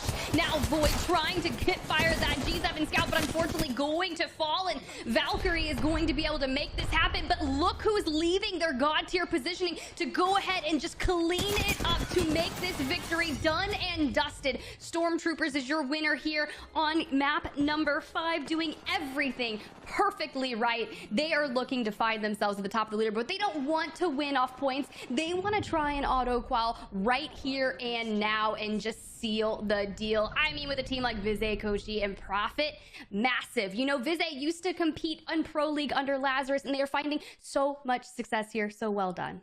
I mean, even further, the recent Who roster also demonstrated a lot of control in endgames, and Vize has clearly taken that over to this roster as well. The Pro League experience that you mentioned, combined with that challenger circuit level approach that Who had to take for so long, has clearly paid off, because of all of the squads that we've seen today, Stormtroopers are the ones that are able to pull off a zone style in Challenger Circuit with the most efficiency. They've been able to replicate their results at a much higher level than anyone else, and right now, it's completely unprecedented, at least at this level of play, to see a Newcastle Watson doing so well. It relies on your zone knowledge, and that's something they so clearly have. I mean, making that push to hold that god tier position, the moment you see that zone, you know that's exactly where you need to play, but the timing has to be impeccable. As we take a look through the highlights here of map number 5, you see the moments from Team Diverge forcing Messiah and Co out of the down beast. This moment where you mentioned, Dia, that 2v3 out of SMP that clearly garnered so much faith out of you. It was proficiency, able to deal so much damage, and then being able to time it with the Seer tactical to be able to clean it up. But then all the action came from down beast from start to finish. It really was an impressive culling out of down beast, I'll say. And for Intel to come out on top of it, it isn't perhaps the squad that I would have pegged to take the victory. Yes, they've got incredible team fighting, but they've also got a Loba, which makes things a little bit more difficult, especially when going up against a lot of other squads that maybe favor a more aggressive approach. The fact that ultimately, even after Half-Life 3 dominated an entire section of the map, that they went out relatively early on an unfortunate Valkyrie, and that Team Intel got themselves to what I think was ultimately 4th place, and with some nice KP, double red weapons on Jet. They put up a great performance, and they're another squad that you have to call out for their consistency today. Yeah, and I think that's just the moments. It's consistency, it's persistence, and it's especially persistence out of Bad Boys. When they saw Risen Rose approach them into checkpoint, they forcibly said, no, we are going to make sure that we take them down, fund and everyone in pursuit of Risen Rose. Able to get that, then SMP third parties a short while later. But this moment from TKC here was beautiful. But you know what was even better? Because you know what's coming, Dia, because the only thing you can think of is how Messiah came swinging in, wingman in hand as a solo warrior, doing so much work there. It was absolutely well done. But Valkyrie right here, a sliver of health and a well-timed third party by Stormtroopers. It was just everything that they needed to do. Reminiscent of their game 1, with a few less kills, I'll say. The placement points do really make up for it. A 16-point game may bring them a little closer to first. Valkyrie also performing quite well on the day. AMD and Intel joining them in that consistency. But as we've got just the one game left, Stormtrooper's job is about to get much harder. You've seen it happen in real time, Tiff, but as these games get later and later, especially in Challenger Circuit, you know you're going to be trying to come back next week. But a lot of teams will leave it all on the table to try and get as many placements as they can out of this week's performance alone. This next game on Stormpoint isn't just going to have the chaos inherent in Stormpoint, it is going to have the desperation that comes with it being the last game of the day.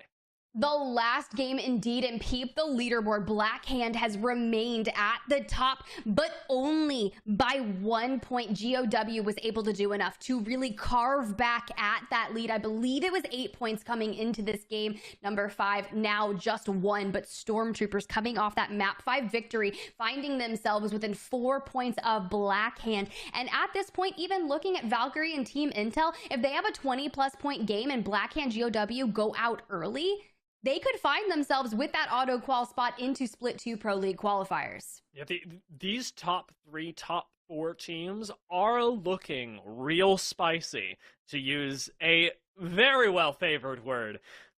They very well could be taking away this top spot. They could be qualifying for Pro League quals today in one game in less than 30 minutes, Tiff. And we've just got a few minutes to take a break before we find out.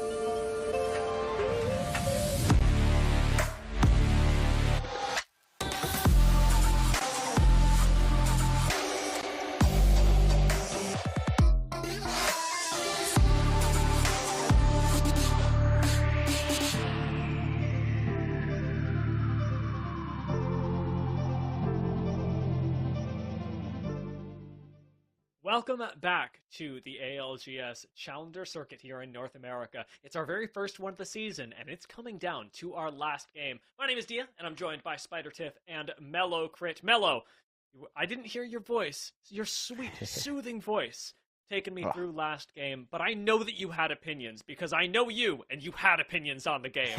What did you see in that last game on Stormpoint that you're looking forward to seeing replicated or changed in this last game of the day? I'm still blushing over the hair comment, so just give me a moment. But I mean, that game, it was definitely a fun one to watch. I'll say that much. I think a lot of teams were recognizing that they had the opportunity to be aggressive, and the push and pull with a zone like that. Again, we were hoping for something that was a little bit more with cover, a little bit more with like the ability to play and coexist. But once again, pulling out to the water where the last spot is literally like a car if someone puts it there. I think the ebb and flow of the fighting, I think, was actually really enjoyable to watch. However, I will say that the moments and the specific locations where people were taking fights was what kind of did it in for me in a lot of those scenarios. I think we saw a lot of teams fall pretty early that I don't think should have.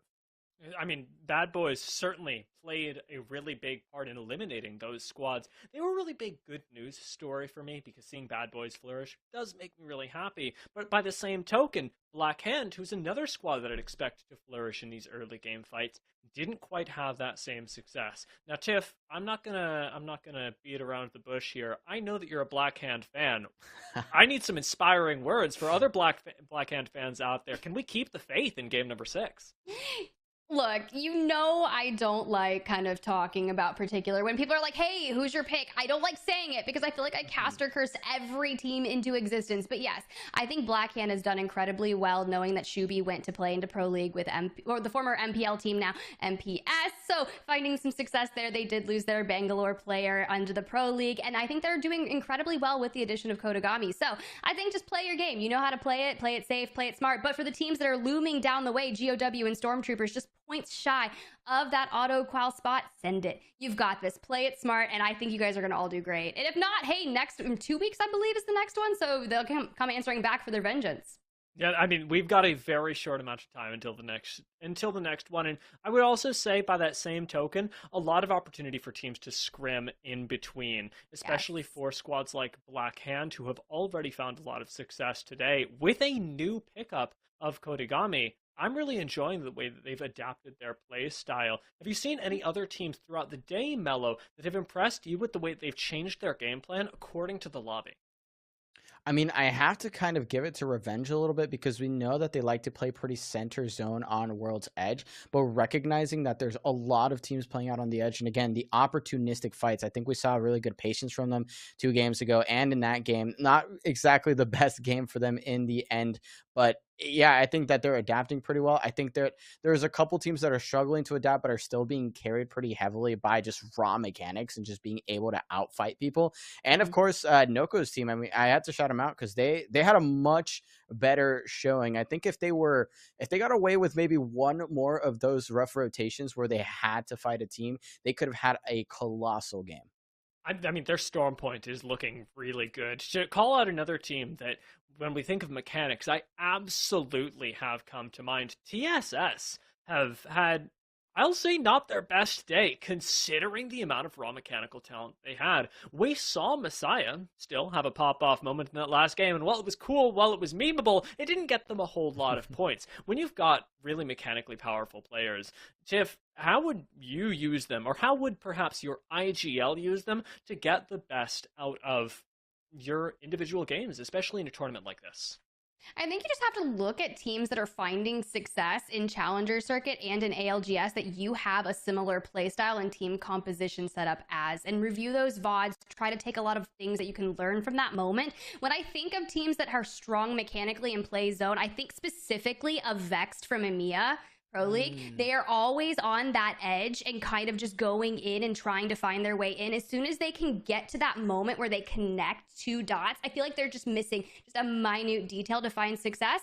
That is where I'm like looking at you. I'm like, if you are similar to that and you have the high frag power potential and you're great micro fighting, like clearly if you all have all 3 up and you take an equal 3v3, they're going to find so much success. Hambino, Messiah, and Blur, I mean, they are grinders in their own right and play a lot of tier 2 tournaments. But now as a team, this is the moment where it's like, what is kind of your playstyle? VOD review, try to find that. But even then, I feel as if VOD reviewing may not translate, because we were looking at a lot of those really tough, hard to play zones, especially the one just outside of Shitfall, and even just last game here on Stormpoint. It's like, hey, how are we going to make that happen here? Because a lot of these teams don't seem to be playing the zones in particularly correctly. Stormtroopers, for fact, did great.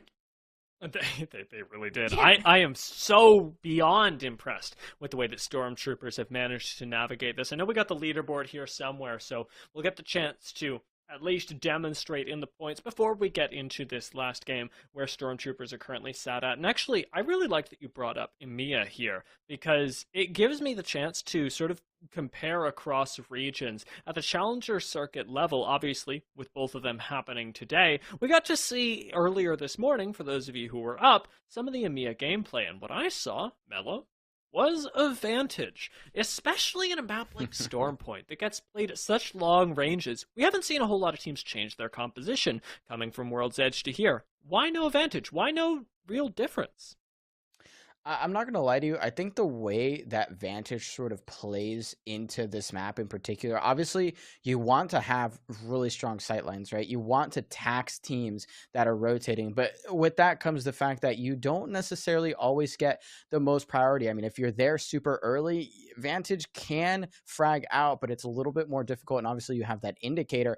And if you're playing Edge, I mean, if you don't deal the damage and you coin flip for that damage and you don't find it with the Vantage, it's kind of like a double-edged sword right against you. So I think the game plan of Vantage is potentially viable. I'm not exactly confident that many of these teams, especially with how we've seen them, navigate these zones, whether they would really be able to execute that as opposed to having one of the comfort picks or comfort compositions that are so meta at this point. I'll take solace in the fact that we've at least got 3 more weeks as these teams do get to push themselves that little bit further and figure out what their best play style is. We finally got a few more data points to throw out as we get everybody in lobby and again ready for Game 6. We'll call it building tension right before the game. And I'm going to talk about this specifically with you, Tiff, because seeing how everybody's lined up here, it is a little bit shocking that teams that perhaps have a lot of damage aren't necessarily translating that into kills. And it kind of ties into my vantage point with how long range these games have been. With the amount of at-range damage that we see teams putting down, do you find that this is mirroring a lot of the Pro League gameplay, with range not necessarily correlating to kills and more pressure. I believe so. I mean, when I look at specifically like Icy RVR, I've seen him have a Kraber in their hands twice at any given point throughout these games. You're going to throw a lot of damage down. And if they've got their shields, because you know the Kraber's only going to hit for 140 unless you pop him in the face. So I feel like it's that moment. It's the moment of everyone using G7 scouts, charge rifles, just running throughout the maps. You're just garnering yourself a lot of damage. Whereas maybe if you're getting a knock, you're at such a far distance that they're just getting rezzed and you're essentially just farming your shields at that point. So it's not necessarily translating into kills. And as I look at that, we saw, I believe, 2 members of Blackhand near the top of that. And I feel like that's because they had that massive pop-off game on World's Edge where they had 15 eliminations. So I feel like that skewed it a little bit there. Perfect. All right. Well, Dia, thank you so much for walking us through that one. A little bit extended here as we put this lobby together, but we are finally here. I get to join Tiff on the final game of the Challenger Circuit for North America, the first finals of year number 3. And I think there are so many potential storylines here, Tiff, that a notebook wouldn't do justice. I think the potential of so many of the teams on the map right now. I think that you've got it completely spot on there. Blackhand, GOW, Stormtroopers, Valkyrie, Team Intel. These are the moments. These are the 5 teams that I am going to be looking at for having success. And the thing about this is this lobby is full of so many talented teams that any one wrongtation or a mismanaged micro 3v3 fight can really just put the nail in the coffin for someone that's looking to find themselves in that auto qualification spot. And as these teams nestle themselves into their drop spot POIs, it's Team Intel that's garnering that first little bit of action. You see Icy lose their shields and Flinzer Jet. They're just trying to disengage from Cascades, which is such a spicy. I didn't even want to say it because Dia was like, oh, that well-preferred word. Yes, that's spicy, that damaging, that dangerous early game fight, especially at this POI, and that's going to be against Half-Life. So now will Half-Life win this POI? I feel like this is such a favored drop spot for Stormpoint. And I mean, yeah, the unfortunate reality is oftentimes when you're playing Cascades, you don't play it is to sit there and loot, right? And especially if it doesn't pull your way, you're kind of going to use it to rotate as quickly as possible. So having that contest, that takes up extremely valuable time for this team. And for the time being, it looks like they've made the piece for this final game on Stormpoint, which is interesting, but both teams are kind of going to be walking away with half the loot they might have wanted. And we're going to see that Intel is going to make their way south of that POI to continue their game plan. Because again, throwing away that last game on a contest is never fun. Yeah, and I mean, just because you aren't in contention for the top of the leaderboard, you're still looking to find some really great points to get yourself throughout the 4 Challenger Circuit moments, and TSS finding themselves in that early game. But this is different, right? They're all the way on a different area of this map, formerly landing at Downed Beast and contesting Team Diverge. And Messiah has that coveted wingman in hand. We saw just how much damage he could throw out with that early game. And they're on triple blue, so they clearly have the advantage as Messiah is able to grab a knock onto one. So there are 2 in the nearby vicinity. Ooh, Messiah dealing a little bit of an ego blow there, throwing the finisher down to get your shield. You know, I love it. I love it a little bit. Yeah, you got to lay on the disrespect a little bit every now and then. You cannot underestimate the psychic damage that can be dealt in this game. And I think ultimately SMP just was not prepared for that quick walk-up. We saw how far out of position Sung was in that walk-up, and I didn't even see proficiency go down, so I'm not exactly sure how that contest ended up working out, but SMP will live on for now. One of those banners will not be recovered, so at best they will be playing this out as a duo. Meanwhile, Hambino, Messiah, and Blur Flavors are going to get the IMC. They're going to get a lot of this loot on the eastern side. They can hit the beacon on Thunderwatch as well, so they're sitting pretty.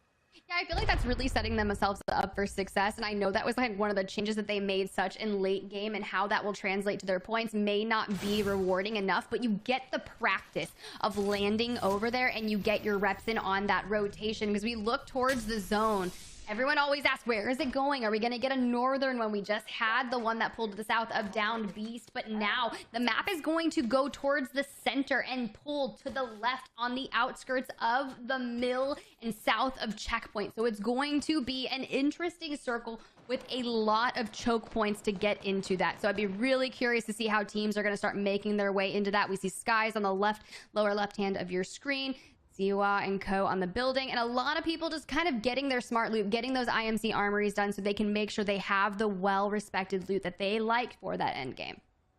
And unfortunately, we see that Black Hand, at least unfortunately for many of the squads that are going to make their way in here, Black Hand is the team that has taken up early residence in this ring. And I love that Dia brought that up, right? Because I think we're seeing a team that has to adapt. They don't have an option here. They drop so close to this POI that they're not just going to be going out towards North Pad or going to fight down Bs to clear that out. They're going to loot up. They are going to get that ring information that you see there, and they already know where they want to play, and that big rock can definitely carry this team very late into the game. However, they also don't style one of the compositions that really excels in zone, at least traditionally. So it'll be up to them to really put together a solid game plan here, and I think most importantly, bully all of the teams that they beat there.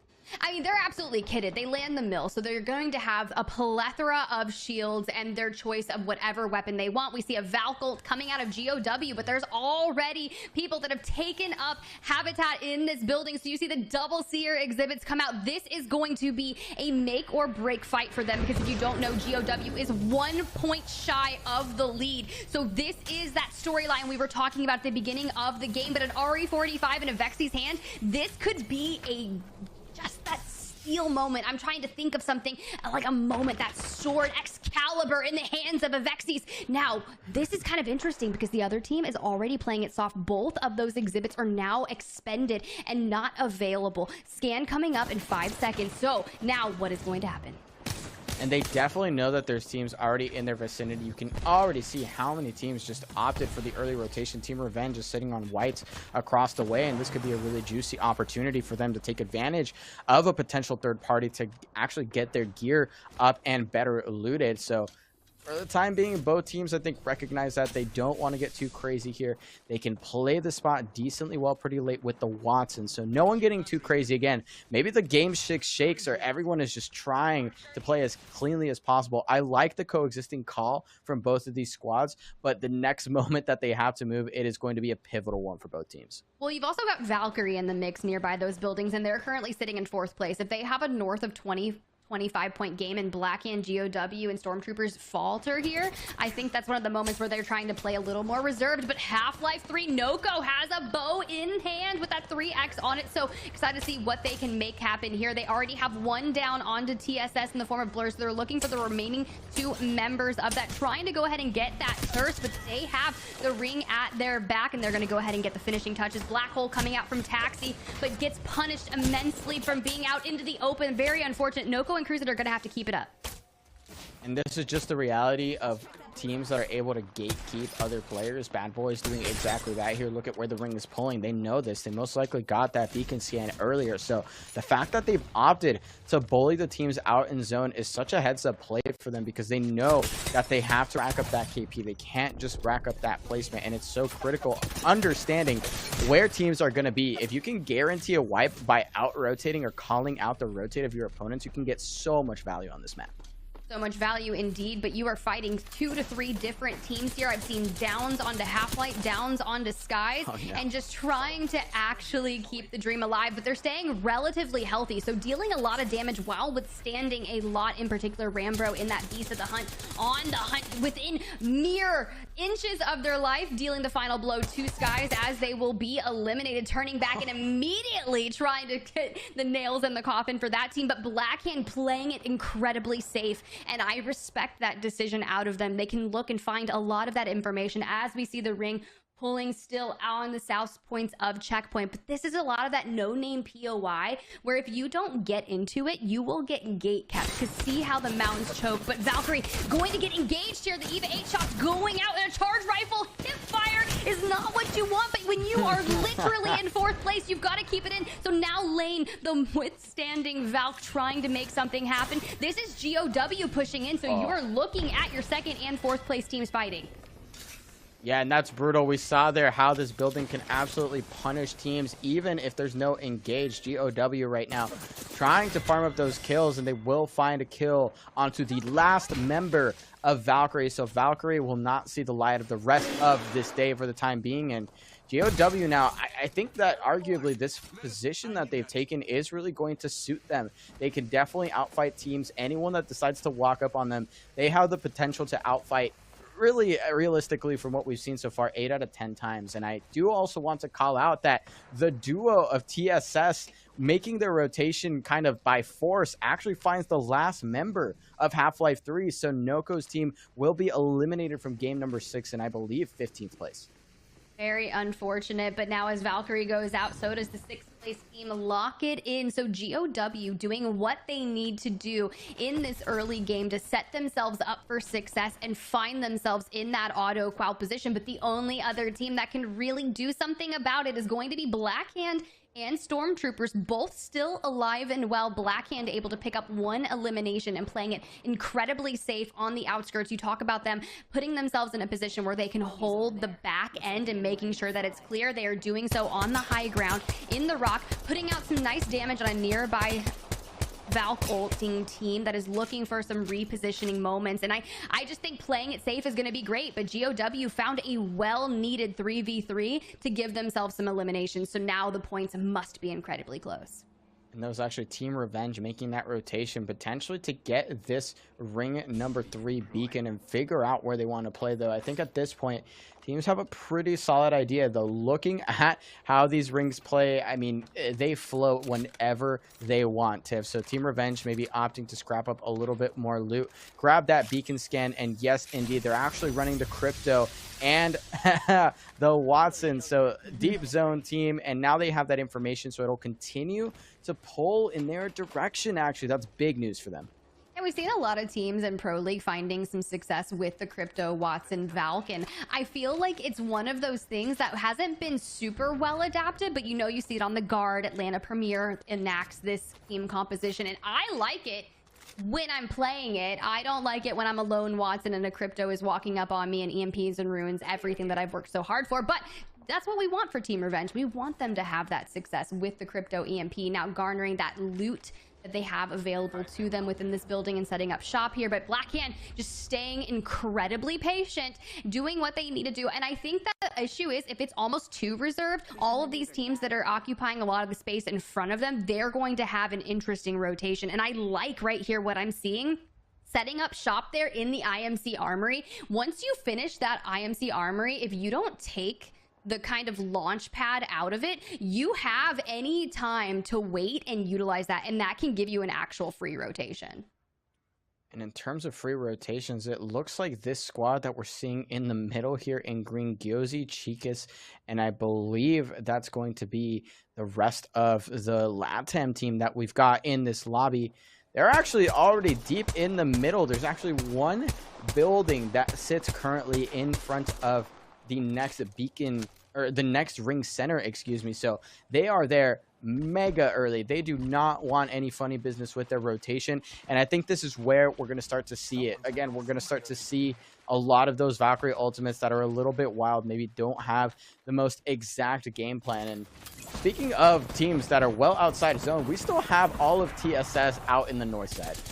I think they're doing just fine coming out, but Bad Boys in a little bit of a scuffle here. Rambro in ultimate. That's going to be on to TKC. A lot of ordnance going out. 2 arc stars and a frag trying to withstand a lot of the damage. We've seen some great movement out of TKC, but they're just kind of being forced to back up. Exhibit going out, but they've lost 6 here, now being thirsted. So they're going to have a nice little shield swap onto that, but firing into the Bangalore smoke, trying to make something happen. Bad Boys having all the advantage into this fight.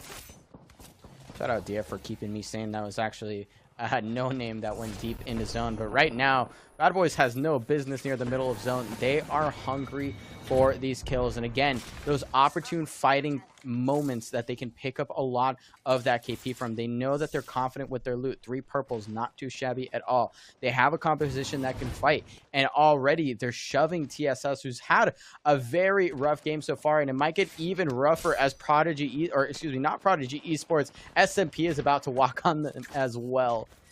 This is so interesting. TSS forced TKC into a sandwich, eliminates all of them, but then Bad Boys hold strong and forces, you're right, TSS to make that rotation straight into SMP. But I believe that TSS is a full 3-stack and SMP is only a duo. So once they get that information, I believe they went ahead and disengaged and took that Valk ultimate, which is really smart. So it's all about finding an open building that is going to be able to help them gatekeep SMP instead of being gate kept. And I really like that moment. But as Dia is probably sitting there thinking, we've seen SMP have those strong 2v3 moments, and I quote, Dia has the faith. So we will see what SMP has the ability to do, but regardless, they're making it through the mid game just fine.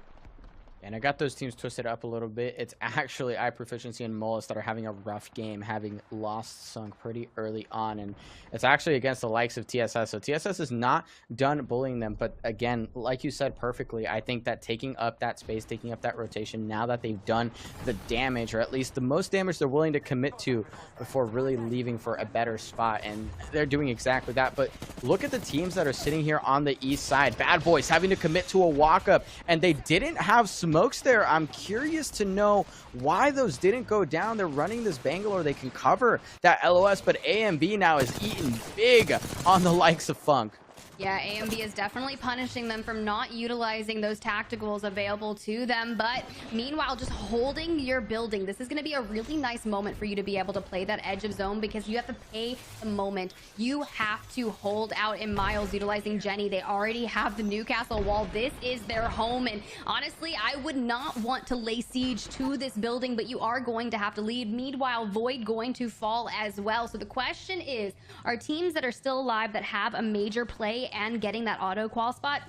Stormtroopers, GOW, Blackhand, all still within this lobby, setting themselves up for success. And those are some just beautiful Watson fences. I feel like I'm in my whatever geometry class I was in high school. I don't remember when I took geometry, because sometimes I don't do math. I definitely don't do math here, and I don't know my shapes. But Prophet being absolutely punished from overextending and peaking just a little bit too long. And here we're going to see this big crash of rotations. It looks like Blackhand is the first one to commit to the edge of ring here. But now they are 100% pinched between two squads. We have TSS coming over from the checkpoint side. Blackhand trying to answer back here, trying to open up some space. But they are quickly running out of time. And in the meanwhile, Stormtroopers is actually eliminated. So we will no longer see them in contention for a big game that could vault them up higher in the top 3. Blackhand living for now, and I think they have a corner of zone to play, but whether Team Revenge and TSS will let them have it, that is the question that I'm waiting to have answered here as round number 4 closes. Yeah, as Blackhand takes a very interesting Valk ultimate and is trying to live on this. There are 3 teams on the outskirts of them right now that are going to be coming their way. They're going to need to find a lot of success, but if any of these teams push at the exact same time, it can be rather detrimental. And as that Crypto EMP comes out, Kodagami is forced to throw down the exhibit, but they don't have a Watson Jenny to help them from the incoming nade spam, as TSS is looking to wreak havoc, and just like that, Blackhand is eliminated. And we already know that GOW is still alive in this lobby, wreaking havoc and picking up eliminations as they go. And now TSS is trying to continue in that rotation and being absolutely gate kept as well. But this moment was the deciding factor here. Yeah, and that was actually massive brain from Team Revenge. I think Team Revenge knew if they popped that Crypto ultimate that TSS was going to find it too juicy, too irresistible, and push and just take the third-party fight against Team Revenge. They've managed to knock one, but it looks like Team Revenge has plenty of Gunny left in the back to take down this squad. TSS is eliminated, and right now the northwest side is owned by Team Revenge. Oh, wow. And Team Inferno right here looking to be in a little bit of nade spam trouble. I don't see a Jenny up, and you can see right now just finding all of the damage. Tyler going to fall, and now all eyes are going to be on them because it's a missile swarm that is going to deal the final blows, and everyone shooting at them from every bit of an angle. No Name, who has been in this vicinity for so long, finding a lot of success here. Damage going out, not being rewarded well with the eliminations to them, but a Jenny that's going to be well placed. They can kind of play this gravity cannon right here. It's the only thing they have available are those rocks and the gravity cannon, so finding a lot of success right here. And Team Inferno is just being picked alive, trying to set up some defenses, trying to regain, and GOW under fire right now as well. Vexi's with an RE45 wingman, going to have to utilize that wingman and put some cover fire on, but they just have in between a rock and a hard place as No Name, who has been here, who is hungry, push in and are trying to clean up everything and be the owners of the space with 3 squads remaining. Only time will tell who's going to come out on top. Oh my god, No Name came in hungry, Tiff. I mean, the way that they walk up, the way that they take up those opportunities, they come back, and Team Revenge doesn't have the timing here to punish this, and they still have GOW out on their southeast. So this is still not a free game, and all of these squads are going to have to fight to the end, really to the true bitter end. There's only a duo from GOW, so they're trying to stall, they're trying to poke from behind, and the damage has certainly been dealt. Whether they can clean this up is a different question. Gyozi actually going down to the likes of Avexis' wingman, and look at this push, Tiff. Even in a 2v3 situation, they managed to dismantle that squad, and now Team Revenge is here, the cleanup crew. They will take down the final game of our first Challenger Series finals for North America. I think GOW just went out trying to clean up as many eliminations as humanly possible right there, and they did exactly what they needed to do. Avexis was going off with that RE45, just connecting and then swapping to the wingman to just throw down an immense amount of damage. I think they knew that they were going to die to Storm there, and there was nothing they can do. That is the moment. That is the call you make. You were playing for second at that point and trying to pick up as many eliminations on the way. So congratulations to that. That was beautifully well done with Blackhand, with Stormtroopers, with Valkyrie, everyone going out early. The question is, was it enough? Because I mean...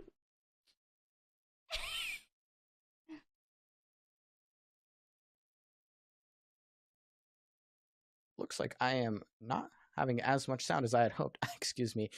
Yeah, I mean, it was really tough to watch some of those fights that were kind of pivotal for some of the squads we were watching out for, some of the squads that we knew had the potential to really jump forward in the standing. So for them to go out early, and for all of the middle of the pack, and specifically the teams that are sitting right in that like 5th through 9th range, came to play. I mean, all of the points end up mattering. So they played a huge game. There are many of those teams, in fact. They did a huge game indeed, but let's go ahead and take a look at some of the replays that are available from that game that we just watched. We had some highs, we had some lows, some strong starts from a lot of these teams, such as Blackhand, TSS, finding a lot of success, changing up their drop spot POI, really helped them for the longevity of this Half-Life 3. Noko on the bow, looking like Legolas, finding a lot of success, but unfortunately it's Bad Boys who are going to be the thorn in the side, taking out multiple teams, dealing immense amounts of damage throughout, and just finding a lot of success in their micro fights. But it's TSS who came in and dealt the finishing blows to Blackhand early on.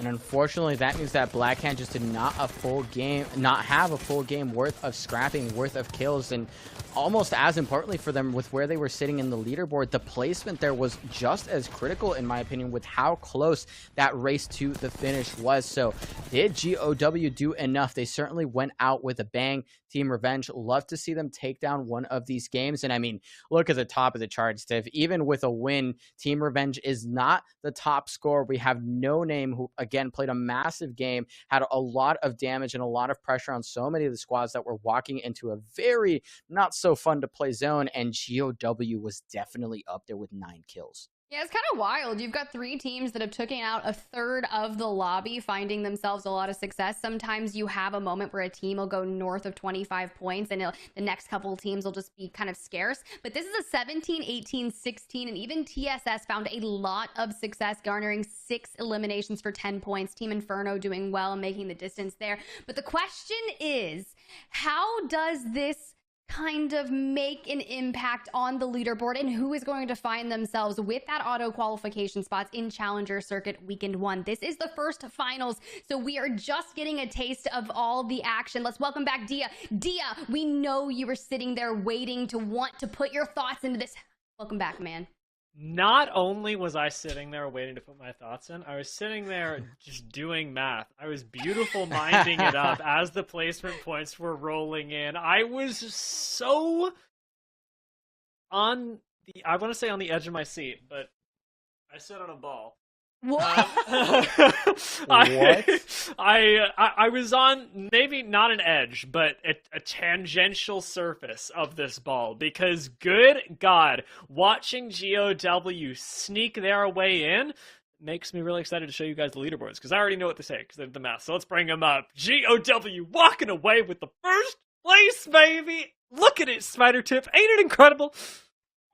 Oh, I mean, yeah, great job. I mean, they had an RE45 in their hand, but it was the consistency that really paid off. They found that win in game number 2, which I believe was the largest game of the day with 26 points, and they found themselves just having a lot of success throughout, but that's what it is. Consistency is key. Finding the dub here. The top of the leaderboard was 71 points. Black Hand, unfortunately, going down to the hands of TSS there in game number 6, which left them with 62 points, and Stormtroopers, unfortunately, with 54. But congratulations to all the teams who played here today. Everyone did incredibly well. And I want to say this, a lot of the teams that were maybe looking a lot lackluster at the start of this were doing well in making tweaks in their play style, which I feel like are going to come back when we see Challenger Circuit number 2, and they're going to play a completely different game. Yeah, I mean, I really, of course, was pulling for Black Hand, you know. I had your heart in mind, Tiff. But I mean, to ask you the question, Mello, we were coming up on endgame. It was really anybody's, despite the fact that GOW had picked up a few more kills. But Black Hand did go out, and you talked about the manufacturing of that by a few other squads. Was it a bad move from Black Hand to put themselves in that position, or was it, sort of as BRs go, just a little unlucky? I think I love that you said it. Sometimes luck does have to be on your side, and Blackhand were not given the circumstances that they usually like to play to be able to farm up these lobbies. And that doesn't just translate to less kill points. That's less pressure. They are generally the ones, or one of the squads, that loves to pressure those teams that are rotating outside of zone. They like to hold the corners or the zones pinch, where so many of the zone teams are trying to shove their way through, and Blackhand can be there to punish them. So I can't say it was the wrong play, because that spot is beautiful. I mean, you can farm up so much Evo damage as long as you have the right resource management. I think Blackhand had some potential there, but that ring pull, I mean, for those of you watching that map stream, it was brutal. I can't imagine how heartbroken it must have been to see that pull out towards where ultimately GOW picked up the last couple of points that they needed to take first place, and Team Revenge taking down the dub.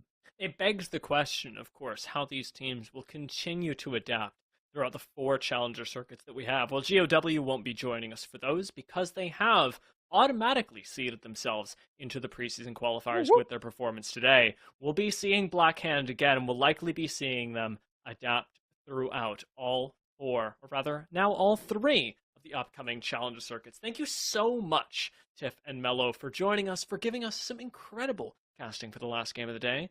But now, I'm going to be, I suppose, very shortly taking it away to an interview. So before we go, it's time for us to say our goodbyes. Mello, I'll ask you first of the day, what you enjoyed most, what game particularly you had the most fun in today. I mean, I'm not gonna lie, the disastrous zones of Stormpoint made it fun to watch, but not necessarily the most exciting macro to watch. But to be certain, I think that second game really showed how teams can really just farm. I mean, there are so many teams that have Gunny. They are so powerful in so many of these lobbies. There's a lot of dangerous players. So that was it for me. Not necessarily a game. It was just seeing that the raw talent that's in here. I mean, the team that just took down this challenger circuit, they came from Gears. 2 of those players come from Gears of War. Shout out Gears. And Gears. They're making a massive impact here. Unfortunately, that team, that game did go 6 feet deep, but now they're here and they made a huge impact. So there's just a lot of talent, and that's what I love to see in these challenger circuits for sure. When I saw Team Revenge win, I was like, oh my god, Mello must be loving this. Like, just a bit. Tiff, of course, now the question comes to you. We did get 6 games today. You got to cast 4 of them, and the other 2, you were just listening to me and Mello talk, so I can't imagine those were your favorite. But of the other 4, which did you enjoy? Look, there's a lot of games that had a lot of talented moments, but I feel like it's the moments where people look to be in an unfavorable position, but turn it around to make it their advantage. And I'll go ahead and I'll quote two particular moments, because I feel like in that second Storm Point map where Stormtroopers had kind of set up shop with the Trident, utilizing the Newcastle wall, anytime you make a play from that God tier spot, it is so enjoyable to watch, because at any given moment, something can happen. And the moment I saw it happen, I believe it was on an EMEA broadcast, and a team had already set up shop there, but a team was rotating from further in north and had removed that God spot away from them. But Stormtroopers held on to it. There was a team that was going to make a play for their God spot. They held on to it, went on to get a well-timed third-party victory, and it was just absolutely beautiful to watch.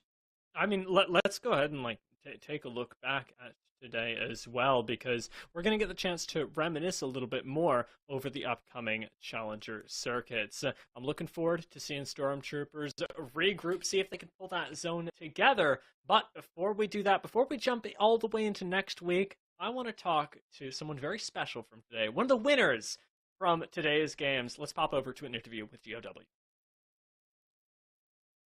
All right, hello. Can you hear me?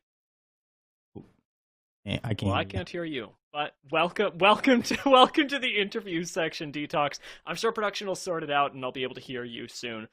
Congratulations, first off, on your win today. It was really impressive to watch you guys pull it together at the very end. I gotta ask, going into the last game, how nervous were you guys?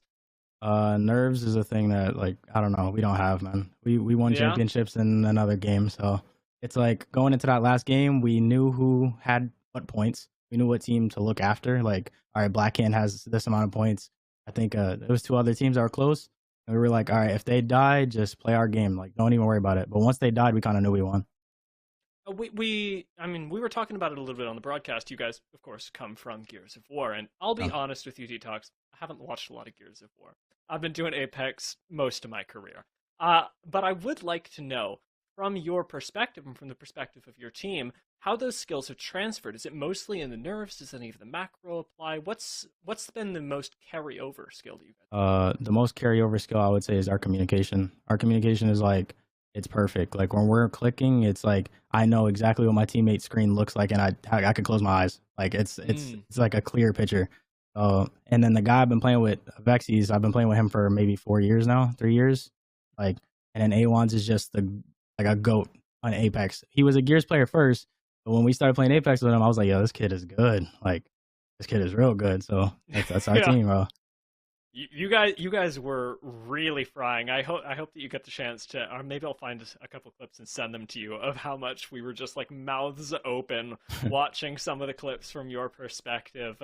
Now, you talked about the communication being really important. Are you the IGL for the squad? No, the IGL is actually a Vexies.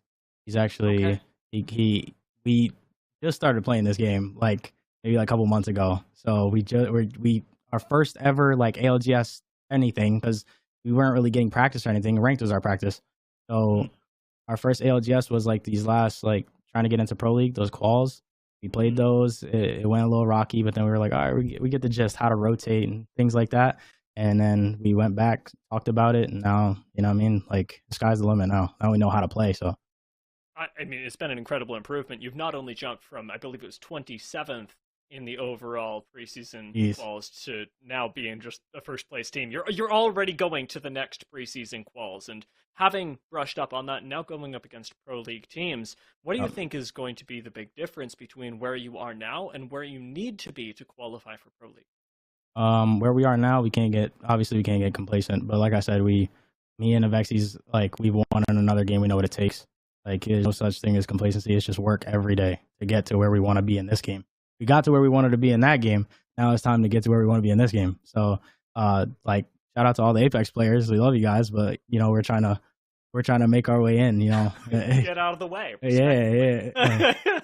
Yeah. Well, I mean, it's looking really good, and clearly you guys have that grind, and more so in the mentality than anything, really being able to dial in on what you needed to fix between preseason quals and now. And I'm looking forward to seeing that jump in a few other weeks. I wish you luck in the scrims leading up to it, and we'll all have our eyes on you and cheer you on from the Challenger Circuit side of things. Thank you so much for joining me for the interview, and again, congratulations for today. Thank you, man. Appreciate it. All right, well, that's going to be all for Detox. Thank you so much, not just to Detox, but to everyone for joining us today, as it has been yet another banger day of Challenger Circuit where we see these players' stories get told. Watch out for GOW, because they are going to make waves in the preseason quals going into Split 2. Keep your eyes on those scrims. Support all of our players that you saw here today. Let them know in their streams how much you enjoyed their performances, because it means the world to them, and it has meant the world to us to have you here. Thank you again to everyone who tuned in, to our players for giving us some incredible games, to the production at Torchlight for making this possible. And we will see you next time, as the following Challenger Circuit will be on December 5th. We'll see you then for Challenger Circuit number 2 here in the North American ALGS.